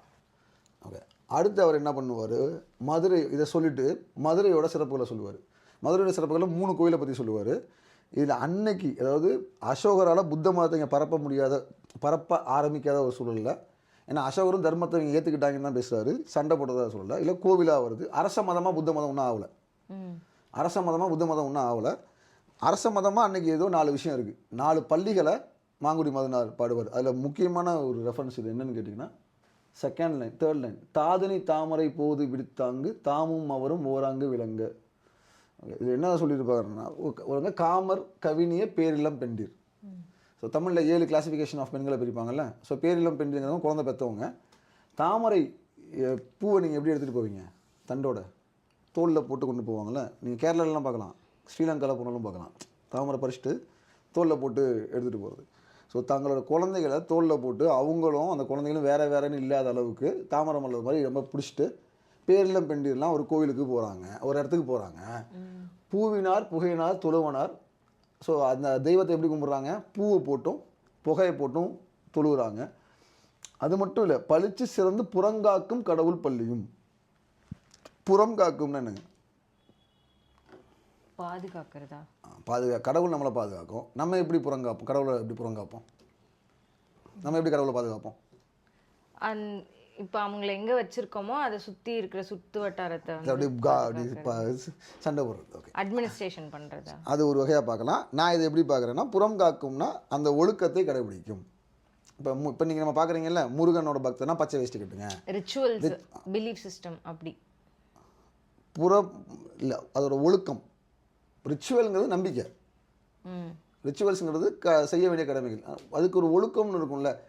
சைவர்கள்னால் நெத்தியில் விபூதி பட்டை பூசணும், வைணவர்கள்னால் நாமம் அடிச்சுக்கணும். அதுக்கு ஒரு ஒழுக்கம் சொல்கிறீங்கல்ல, புற ஒழுக்கம்னு சொல்கிறீங்கல்ல. You should show yourself. அடையாளங்களா? ஒழுக்கம் அதோட குவாலிட்டிஸுங்க, which you have to follow. நீங்கள் அது அடையாளமாக இருக்கும். ரிச்சுவல்ஸுங்கிறத வந்து நீங்கள் புரிஞ்சு பண்ணுறீங்களா, அது வந்து ஒரு அர்த்தம் இல்லாமல் போயிடுதில்ல. ரிச்சுவல்ங்கிற வார்த்தை அர்த்தம் இல்லாமல் போயிடுதில்ல. புறங்காக்கணும் அதோட ஒழுக்கங்களும் டிசிப்ளின். நீங்கள் சட்டத்தை பாதுகாக்கிறதுனா என்ன, நீங்கள் டிராஃபிக் சிக்னல் தாண்டாமல் இருக்கிறது நீங்கள் உங்கள் சட்டத்தை பாதுகாக்கிறது தான். அந்த மாதிரி சொல்கிறேன். அவங்க வந்து அந்த கோவிலோட அந்த தெய்வத்தோட ஒழுக்கங்களை பாதுகாக்கிறவங்கன்னா, they were the ones who are not just administrating the temple, they were the ones who are spreading it out also. அவங்க அந்த உடம்புல அவங்க அந்த சின்னங்களை தரிச்சு இவங்க ரெண்டுமே ஏன் முக்கியம்னா, இவங்க சன்னியாசிஸ் கிடையாது, குழந்தை இருக்குது. குழந்தையும் அவங்களும் ஒன்றா தூக்கிட்டு போகிறாங்கன்னு இருக்குது. ஆண்கள் இதில் கூட போனதாக குறிப்பு இல்லை. வெறும் பெண்கள், பேரிளம் பெண்களும் குழந்தைகளும் தான். அவங்க குழந்தைய மட்டும் தூக்கிட்டு போகல, அந்த தெய்வத்தை வணங்க மட்டும் இல்லை, அந்த கோவிலோட அட்மின் மட்டும் புறம் குவாலிட்டிஸையும் சேர்த்து காக்கிறது யார், பெண்களாக தான் இருந்திருக்காங்க. ரைட். இது ஏன் சொல்கிறோன்னா, புத்த மதம் பெண்களை ரிலீஜனுக்குள்ளே அக்செப்ட் பண்ணுறதே கிமு அதாவது அசோகர் காலத்துக்கும் பின்னாடி தான். ஓகே, இது கண்டெம்பரரி ஆஃப் அசோகா இல்லை அசோகருக்கும் முன்னாடி இது. அப்போ அசோக காலத்துக்கு முன்னாடியே, ஏன்னா புத்த மதத்தில் வந்து முதல் சங்கத்தில் வந்து பெண்கள் அனுமதிக்கப்படல. 2ஆம் சங்கத்தில் ஆனந்தர் புத்தரோட இறப்பின் போட கூட இருந்தவர், அவரோட கசின் அவர். அனந்தர்னு. அவர் தான் வந்து பெண் பிக்குகளை அட்மிட் பண்ணுறாரு, அளவும் பண்ணுறாரு. ஓகே. ஸோ சங்கமித்ராலாம் வந்து அந்த கிளானில் வரவங்க தான், அனந்தர் கிளானில் வரவங்க தான். அப்போ இது கண்டெம்பரரி ஆஃப் அசோகா பீரியடு. சங்கமித்ராவே இதுக்கப்புறம் தான் வர போகிறாங்க. அப்படிங்கும்போது அதுக்கு முன்னாடியே பெண்களாலேயே நிர்வகிக்கப்பட்ட, பெண்களாலேயே வணங்கப்பட்ட கோவில் இருந்துச்சு. மதுரையில் இருந்துச்சு, சவுத்தில் இல்லை, மதுரையிலேயே இருந்துச்சு. இது கோட்டைக்குள்ளேயே இருந்துச்சு. இது ஏன் திரும்ப சொல்கிறேன்னா, மதுரைக்குள்ளே இருக்கக்கூடிய விஷயம். கோட்டைக்கு வெளியே ஒரு சாமி அடுத்தவர் சொல்லுவார். இது கோட்டைக்குள்ளே 4 தெய்வம் சொல்லுவார். அதில் ஒரு தெய்வம் இது பெண்களால் வழங்கப்பட்டது. இது ஏன் முக்கியம், full and full administrate by woman வருதுனால தான். அதுவும் கை குழந்தையோடையே போகிறாங்க, சாமி கும்பிட போகிறாங்கங்கிறது தான் ஸ்பெஷல். அவங்க துறவி கிடையாது, அவங்களுக்கு குடும்ப வாழ்க்கையும் இருந்திருக்கு, குழந்தைகளையும் வச்சுருந்துருக்காங்க, பூரா மத ஒழுக்கங்களையும் அவங்க, அந்த தெய்வத்தோட மத ஒழுக்கங்களையும் அவங்க கடைபிடிச்சிருக்காங்க. அந்த மதம் அரச மதமாகவும் இருந்திருக்கு. ஏன்னா அது ஊருக்குள்ளே இருக்குது, மதுரை சிட்டிக்குள்ளே, கோட்டைக்குள்ளே இருக்கும் அது. ஓகே. அடுத்தது இது கோட்டைக்கு வெளியே. கோட்டைக்கு வெளியே நடக்குது பாருங்கள். அருங்கடி வேலன் முருகோடு வளையி. ஓகே. முருகனை கூப்பிட்டு ஆடுற ஆட்டம். உள்ள கடவுள் பள்ளி, உருவம்லாம் இருக்குது, சிலையெல்லாம் இருக்குது, ஏதோ ஒன்று இருக்குது வச்சு சும்மா பள்ளி. இங்கே உருவம் ஒன்றும் இல்லை. கார் மலர் குறிஞ்சி சூடி கடம்பின் சீர்மிகு நெடுவேல். குறிஞ்சி மலர் இருக்குல்ல, நம்ம இலக்கியம் சொல்லும் பாருங்கள். முருகன் எந்த திணையோட தெய்வம்? குறிஞ்சி திணையோட தெய்வம். குறிஞ்சினா மலையும் மலை சார்ந்த இடமும். குறிஞ்சி பூ 12 வருஷத்துக்கு ஒரு தடவை பூக்கக்கூடிய ப்ளூ கலர் பூ. அந்த குறிஞ்சி பூவை சூடி கடம்புனா என்ன? மரம். மதுரையோட பேர் கடம்ப வனம். அப்போ அந்த கடம்ப குச்சியில் வேல் எடுத்து குறிஞ்சி பூவை சூடி பேணி தழுவும் மன்றுதொரு. மன்றுனா என்னென்னு பார்த்தீங்கன்னா, மண்ணால் குமிக்கப்பட்ட ஒரு மேடை. மன்றில் நின்றாங்கிறதுலாம் ரொம்ப சாதாரண வார்த்தை. மண் மேடைக்கு மேலே நின்னான். இப்போ மண்ணுக்கு மேலே போட்டு ஒருத்தன் குறிஞ்சி பூவை சூடி கையில் கடம்ப குச்சியில் வேல் செஞ்சு ஆடுறான். ஆடினா அவன் மேலே முருகன் வந்து இறங்குறான். இது எங்கே நடக்குது? மன்றுதொரு என்ற குறவை சேரிதோறும். இது வேறு குறவை கூத்துன்னு சொல்லுவாங்க. இன்றைக்கி சாமி ஆடுறீங்கல்ல, இடுக்கெல்லாம் அடிச்சிங்கன்னா வந்து கருப்பு சாமி இறங்கி ஆடுது, அது வந்து குறி சொல்லுது அந்த அம்மாவை ஐயாவை சொல்கிறாங்களா, அதே தான். அப்படி தான் முருகனே இறக்கியிருக்காங்க. எங்கே? சேரினா இன்றைக்கி இருக்கிற மாதிரி நினச்சிக்காதீங்க. சேரிங்கிறது வந்து கோட்டைக்கு வெளியே என்ன இருக்கோ அதான் சேரி. கோட்டைக்குள்ளே இருக்கணும்னா வந்து அட்மினிஸ்ட்ரேட்டிவ் காஸ்ட் ஜாஸ்தி. அன்றைக்கி நிலங்கள்லாம் அரசனோடது, மக்கள்லாம் சப்ஜெக்ட்ஸ். அரசனுக்கு அடிபணிஞ்சவங்க. நிலத்தை அரசன் தான் வச்சுருப்பான். நீங்கள் வேலை பார்க்குறீங்க, வேலை செய்கிறதுக்கு ஒரு கூலி உங்களுக்கு கொடுத்துட்டு மிச்சம் எல்லாம் அரசு எடுத்துக்கும். அப்போ அந்த கிட்டுமானத்துக்கு அதுக்குள்ளெல்லாம் நீங்கள் இருக்கிறோன்னா நீங்கள் அரசனுக்கு முக்கியமானவனாக இருக்கணும். ஒரு ட்ரேடராக இருக்கணும், ஒரு புலவராக இருக்கணும். நீங்கள் சங்க இலக்கியம் எல்லாமே புலவர்கள் பரிசில் பெறதுக்கு உணவுக்காக அரசர்கள்ட்ட போய் தான் நிற்கிறாங்க. காரணம், நிலம் வந்து அவனோட தான் இருந்துச்சு, அரச உடைமை நிலம். அப்போ சேரிங்கிறது கோட்டை வாசலுக்கு வெளியே இருக்கக்கூடிய மக்களை குறிக்குது. அப்போ எளிய மக்களோட தெய்வமாக யார் இருக்கா? முருகன். நக்கீரர் என்ன சொன்னார்? அரசன தெய்வத்தை முருகனோட பண்ணார். அப்போ எளிய மக்களோட தெய்வமாக இருந்த முருகன் எப்படி இருந்தான்? குறிஞ்சி மலர் பூ, தமிழ் இலக்கிய தொல்காப்பியம் சொல்லக்கூடிய மாதிரி இருந்த முருகன் சேரியில் தான் இருந்தான். மயூரன் சொல்லக்கூடிய சந்திரகுப்த மௌரிய காலத்துக்கு பின்னாடி வந்த எவால்டு முருகன் மயிலோட வந்தான். அவன் அரசனோட மதவில் இருந்தான். அப்போ அந்த நக்கீரர் காலத்துக்கும் 100-200 வருஷத்துக்கு முன்னாடி நடந்தது இது. இந்த இலக்கியத்தின்படி நம்ம ஊரில் முருகன் இருந்தான். ஆனால் இன்றைக்கி இருக்க மாதிரி 6 படையிலெல்லாம் இல்லை. நக்கீரரை வந்து திருமுருகாற்று படையில் 6 இடத்துல முருகன் கோவில்னு பாட மாட்டார், முருக வழிபாட்டை பற்றி பாடுவார். அப்போ இந்த காலத்துக்கு பின்னாடி நக்கீரர் காலத்துக்குள்ளே இந்த சேரிதோறும் இருந்த முருகன் பல்வேறு இடங்களில் பரவியிருக்கான். ஒரு 150-200 வருஷத்தில் அவன் ஒரு லெவலில் எங்கே போகிறான்? அரச வழிபாடு வரைக்கும், அரசனோட மதமாக எடுக்கிற வரைக்கும் போவான். இப்போ இதுக்கு அடுத்து வந்து முடிக்கிறதுக்கு முன்னாடி இது எதுக்கு சொன்னேன்னா, ஒரு பெண்களால் இவ்வளோ ஹிஸ்ட்ரி ஏன் பேசுகிறோன்னா, புத்தர் தர்மம், நான் வயலன்ஸு இதெல்லாம் நடக்கிறதுக்கு முன்னாடி இங்கே இந்த சமூகத்தில் முருகனுங்கிற கடவுள் இருந்துச்சு. ஆனால் இன்றைக்கி சொல்லக்கூடிய மந்திரங்கள்லாம் இல்லை முருகனுக்கு. முருகன் வேலை எடுத்துகிட்டு குறிஞ்சி பூவை சொல்லிட்டு ஆனா இந்த பக்கம் ஒரு கோவில் இருக்குது. அந்த கோவிலில் பெண்கள் தான் வழிபாடு பண்ணுறாங்க, மந்திரம் சொல்லிலாம் வழிபாடு பண்ணல. அவங்க என்ன பண்ணுறாங்க? தங்க கிட்ட கிடைச்ச பூவை போட்டோம், புகைனா என்ன, சாம்பிராணி போட்டோம், கை குழந்தைகளோட வழிபாடு பண்ணுறாங்க. ஸோ இந்த ரெஃபரன்ஸ்லாம் கிடைக்குது. அப்படியே நம்ம மறுபடியும் அந்த நக்கீரருக்கு போனோம்னா, இதில் நக்கீரர் வந்து அந்த இளவந்திகை பள்ளி துஞ்சிய நென்மாறனை என்ன சொல்லியிருப்பாருன்னா, அதாவது இந்த அசோகர் புத்த மதத்தெலாம் பரப்பப்பட்ட காலத்தில் நம்ம ஊரில் என்ன பேசிகிட்டு இருந்தாங்கன்னா, ஆமாம் நீ முருகன் மாதிரி தான், நீ கிருஷ்ண மாதிரி தான், நீ பலராம மாதிரி தான், நீ சிவன மாதிரி தான், எல்லாமே கரெக்டு தான், ஆனால் நீ எப்படி வாழணும், இப்போ நம்ம அதானே பேசிகிட்டு இருக்கோம். கடவுளுங்கிறவர் எதுக்கு தேவை, மனுஷனோட ஒழுக்கத்துக்கு வாழ்க்கைக்கு தானே சொன்னான். இப்போ அவர் எப்படி வாழணும்னு சொல்லுவார். யாரை? இளவந்தியை பள்ளி துஞ்சிய நன்மாரான நக்கீரர் எப்படி வாழ்றது? திருமுருகாற்றுப்படை பாடிய நக்கீரர் என்ன சொல்கிறார் என்று கேட்போமா? யவனர் நன்கலம் தந்த தன்கமல் தேரல். யவனர்னா யாருன்னா கிரேக்கர். கிரேக்கர்களின் நன்கலம், கலம்னா கப்பல்.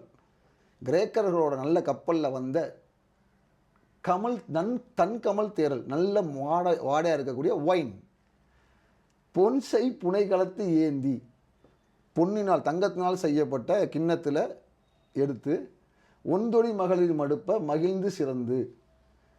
அந்த ஒயினை பெண் கிண்ணத்தில் பெண்கள் உனக்கு எடுத்து கொடுக்க மகிழ்ந்து தினமும் நிலவு போல ஒளி வீசிட்டும் சூரியன் போல தைரியமாகவும் நீ வாழணும் அப்படிங்கிற மாதிரி கொண்டு போவார். ஒயின் குடிச்சிட்டு தினம் தண்ணி ஒயின் குடிச்சு பெண்களோட செல்லபாம இரு அப்படின்ட்டு எந்த மதமாச்சும் போய்க்குதா இன்னைக்கு வரைக்கும்? இல்லை.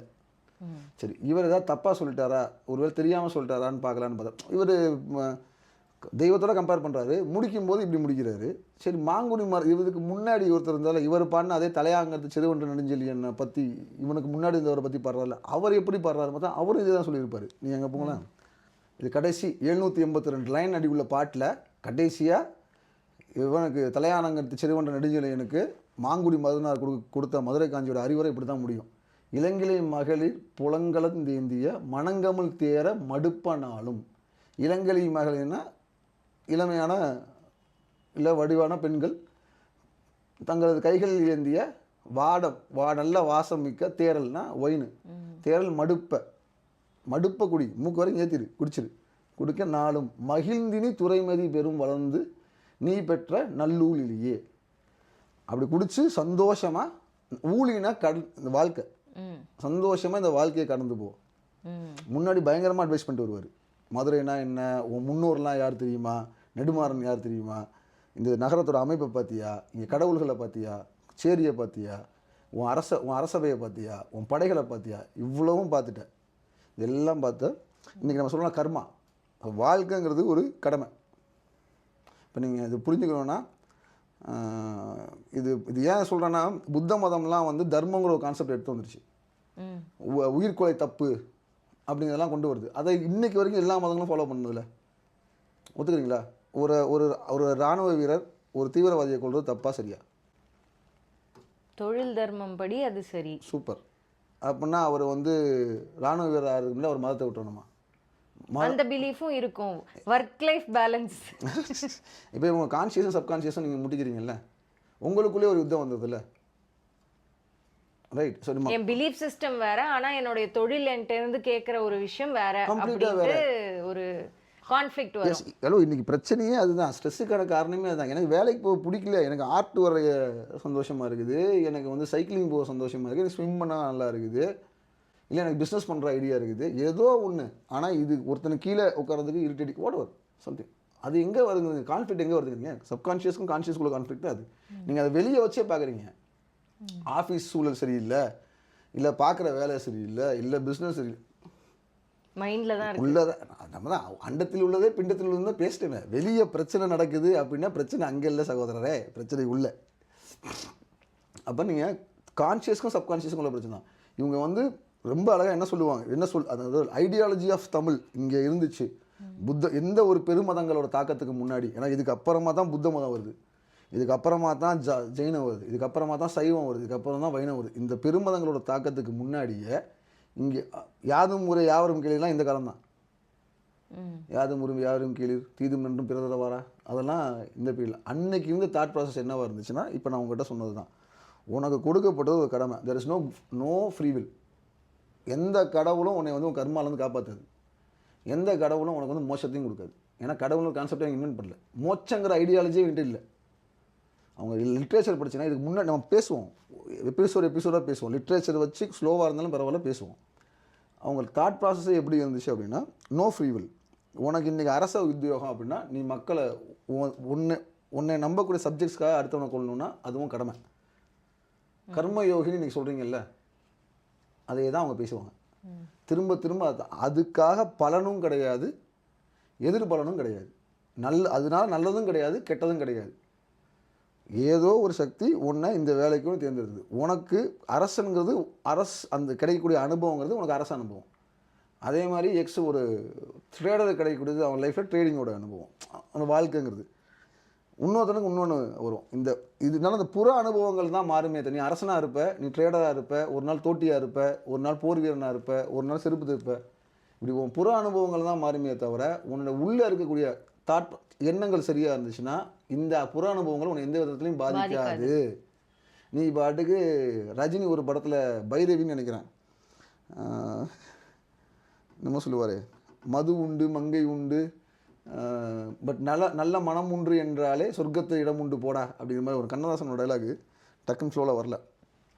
அதான் அந்த காலத்தில் டீட்டெயில்டாக அப்படி தான் பேசுவாங்க. இது உன் வேலை, இந்த வேலையில் வந்துட்டு இது சரியா இது தப்பா, இது நல்ல நாளா இது கெட்ட நாளா, இந்த சூழியே இல்லை. நாளை என்பது இல்லை நரசிம்மனுக்கே நீங்கள் சொல்கிறீங்கல்ல வைணவத்தில், அந்த லாஜிக் தான். கொடுக்கப்பட்ட வேலையை செஞ்சுட்டு கர்ம பலன்லாம் யோசிக்காமல் போயிட்டே இருக்கு. நீ மறுபடியும் பிறந்து வந்த அப்படின்னா அது ஃப்ரெஷ் ஸ்டார்ட், கேம் ஆரம்பிக்கிற மாதிரி தான், அது ஃப்ரெஷ் ஸ்டார்ட். அதில் நீ ட்ராவல் அது அந்த இதுக்கான அனுபவம். பட் இது ஃபிலாசபிக்கலாக கேட்க நல்லாயிருக்கும், பட் ப்ராக்டிக்கலாக எளிய மக்களுக்கு புரியல. அதனால் இதோட ஃபால் வந்துச்சு. இந்த ஃபிலாசபிக்கல் தாட் ப்ராசஸ் எளிய மக்கள்கிட்ட போய் ரீச் ஆகலை. ஓகே, ஒரு 800 வருஷத்துக்கு இந்த தாட் ப்ராசஸ் தமிழ்நாடு ஃபுல்லாக பார்க்கலாம். அதாவது கபிலர், பரணர்னு சொல்லக்கூடிய கிளாசிக்கல் போய்ட்ஸ்னு சொல்லுவோம் தமிழ் லிட்ரேச்சரில், அவங்களும் இதே தான் பேசுவாங்க. இது ரொம்ப பிற்கால இலக்கியம். இன்னும் பின்னாடி முன்னாடி போய் பார்த்தீங்கன்னா அவங்களும் திரும்ப திரும்ப திரும்ப திரும்ப ஊழின்னு சொல்லக்கூடிய வாழ்க்கையே ஊழின்பாங்க, வாழ்வு. இது ஒரு கடமைன்னு தான் பேசுவாங்க. இது நீ தப்பிச்செல்லாம் ஓட முடியாது, இங்கெல்லாம் எங்கேயும் போயிட முடியாது, தப்பிச்சும் ஓட முடியாது, இது ஒரு கடமை. You just have experience. இன்றைக்கி அரசனாக இருந்தால் அரசனாரு, நாளைக்கு நீ உனக்கு வேறு வேலை கொடுத்தாங்கன்னா வேறு பாரு, அடுத்து வரும்போது இன்னொரு வேலை இருந்துச்சுன்னா அதை பாரு. ஒன்று ஒரு அனுபவம் தான். எல்லா உயிரும் இந்த அனுபவத்துக்குள்ளே தான் இருக்குது. எல்லா உயிரும் இந்த அனுபவங்களை அனுபவிச்சே ஆகணுங்கிறதையும் சொல்லுவாங்க. அதான் இன்றைக்கி சிம்பிளாக ஒரே என்ன சொல்லணும்னா there is no free will. நீங்கள் அதாவது முற்கால சங்க இலக்கியம்னு சொல்லக்கூடிய இந்த கிமு 6, 8 இந்த பீரியட்லாம் போனீங்கன்னா கம்ப்ளீட்டாக இதை தான் திரும்ப திரும்ப பேசுவாங்க. லைஃப் இஸ் அன் எக்ஸ்பீரியன்ஸ், ஒரு அனுபவம், சந்தோஷமாக அனுபவிச்சுட்டு போடா, இப்படி காம்ப்ளிகேட் பண்ணாத அப்படிங்கிற மாதிரி தான் சுற்றி வரும். கோவிலுக்கு போங்கன்னு சொல்கிறதே இன்றைக்கி ஒரு காம்ப்ளெக்ஸ் ப்ராசஸ் ஆகிட்டாங்க. கோவிலுக்கு போகணுன்னு சொன்னோம்னா 6 மணிக்கா 6:30 மணிக்கா, உனக்கு எப்போ முடியுமோ போப்பா. விளக்கு போகணுன்னா கிழக்கு பக்கம் வைக்கிறமா தெற்கு பக்கம் வைக்கிறமா. ஸோ நிறைய ரூல்ஸு அப்படின்னு நம்ம சொல்லக்கூடிய விஷயங்கள் எல்லாமே லேட்டர் ஸ்டேஜில் அந்தந்த காலகட்டத்தில் ஆட் பண்ணப்பட்ட ஒரு விஷயமா தான் தெரியுது இல்லையா நம்ம பார்க்கும்போது. பட் மனசுலேருந்து பியூராக நம்ம ஒரு விஷயத்த பிலீவ் பண்ணுறோம், ஒரு விஷயத்த பண்ணணும்னு எடுத்து பண்ணும்போது நம்ம மனசுக்கு உகந்த மாதிரி பண்ணாலே அதுக்கான போதும், உங்களால் என்ன முடியுமோ அதை செய்யும், அவ்வளோதான் அப்படின்றது புரிய வருது. அதுக்கான தைரியம் தான் நமக்கு இன்னும் வரணும்னு நினைக்கிறேன். சரி, நீங்கள் செய்கிறது முக்கியம் இல்லைங்க, செய்யணும்னு நினைக்கிறீங்க பார்த்தீங்களா, when the moment you start putting the effort. நீங்கள் கர்மயோகம்னு நீங்கள் எடுத்துக்கிட்டாலுமே, நான் அந்த உருவ வழிபாட்டிலேருந்தும் வெளியே போய் இந்த இலக்கியத்துலேருந்தும் வெளியே போய் பிரபஞ்ச விதியிலேருந்து பேசுகிறேன். when you put an effort, ஒரு விஷயத்துக்கு மேலே தொடர்ந்து ஏதோ ஒரு வகையில், அது நீங்கள் இந்த எஃபோர்ட்டு தான், அந்த எஃபோர்ட்டு தான், இவர் மேலே தான், அவர் மேலே தான், இப்போ சின்னதாக நீங்கள் போட்டுகிட்டே இருந்தாலும் அதுக்கு ஒரு ரெஃப்ளெக்ஸ் வேணும் இல்லை. அதான science. For each and every action there is an equal and opposite reaction. அதான சயின்ஸு. கடவுளை விட்டுருங்க, அதை நம்புங்க, சயின்ஸேயாச்சும் நம்புங்க, ஏதாவது ஒன்றையாச்சும் நம்புங்க, அவ்வளோதான் சொல்கிறேன். Okay, don't put too much into it. உங்களால் என்ன முடியுமோ அதை செய்யுங்க. அது it be slow or it be small, that's fine. Stories from the cosmos இந்த எபிசோடு இதோட முடியுது. தொடர்ந்து எங்களோட வீடியோக்களுக்கு உங்களோட கமெண்ட்ஸ் பதிவு பண்ணுங்கள், சப்ஸ்கிரைப் பண்ணுங்கள். இன்னொரு வீடியோவில் சந்திப்போம்.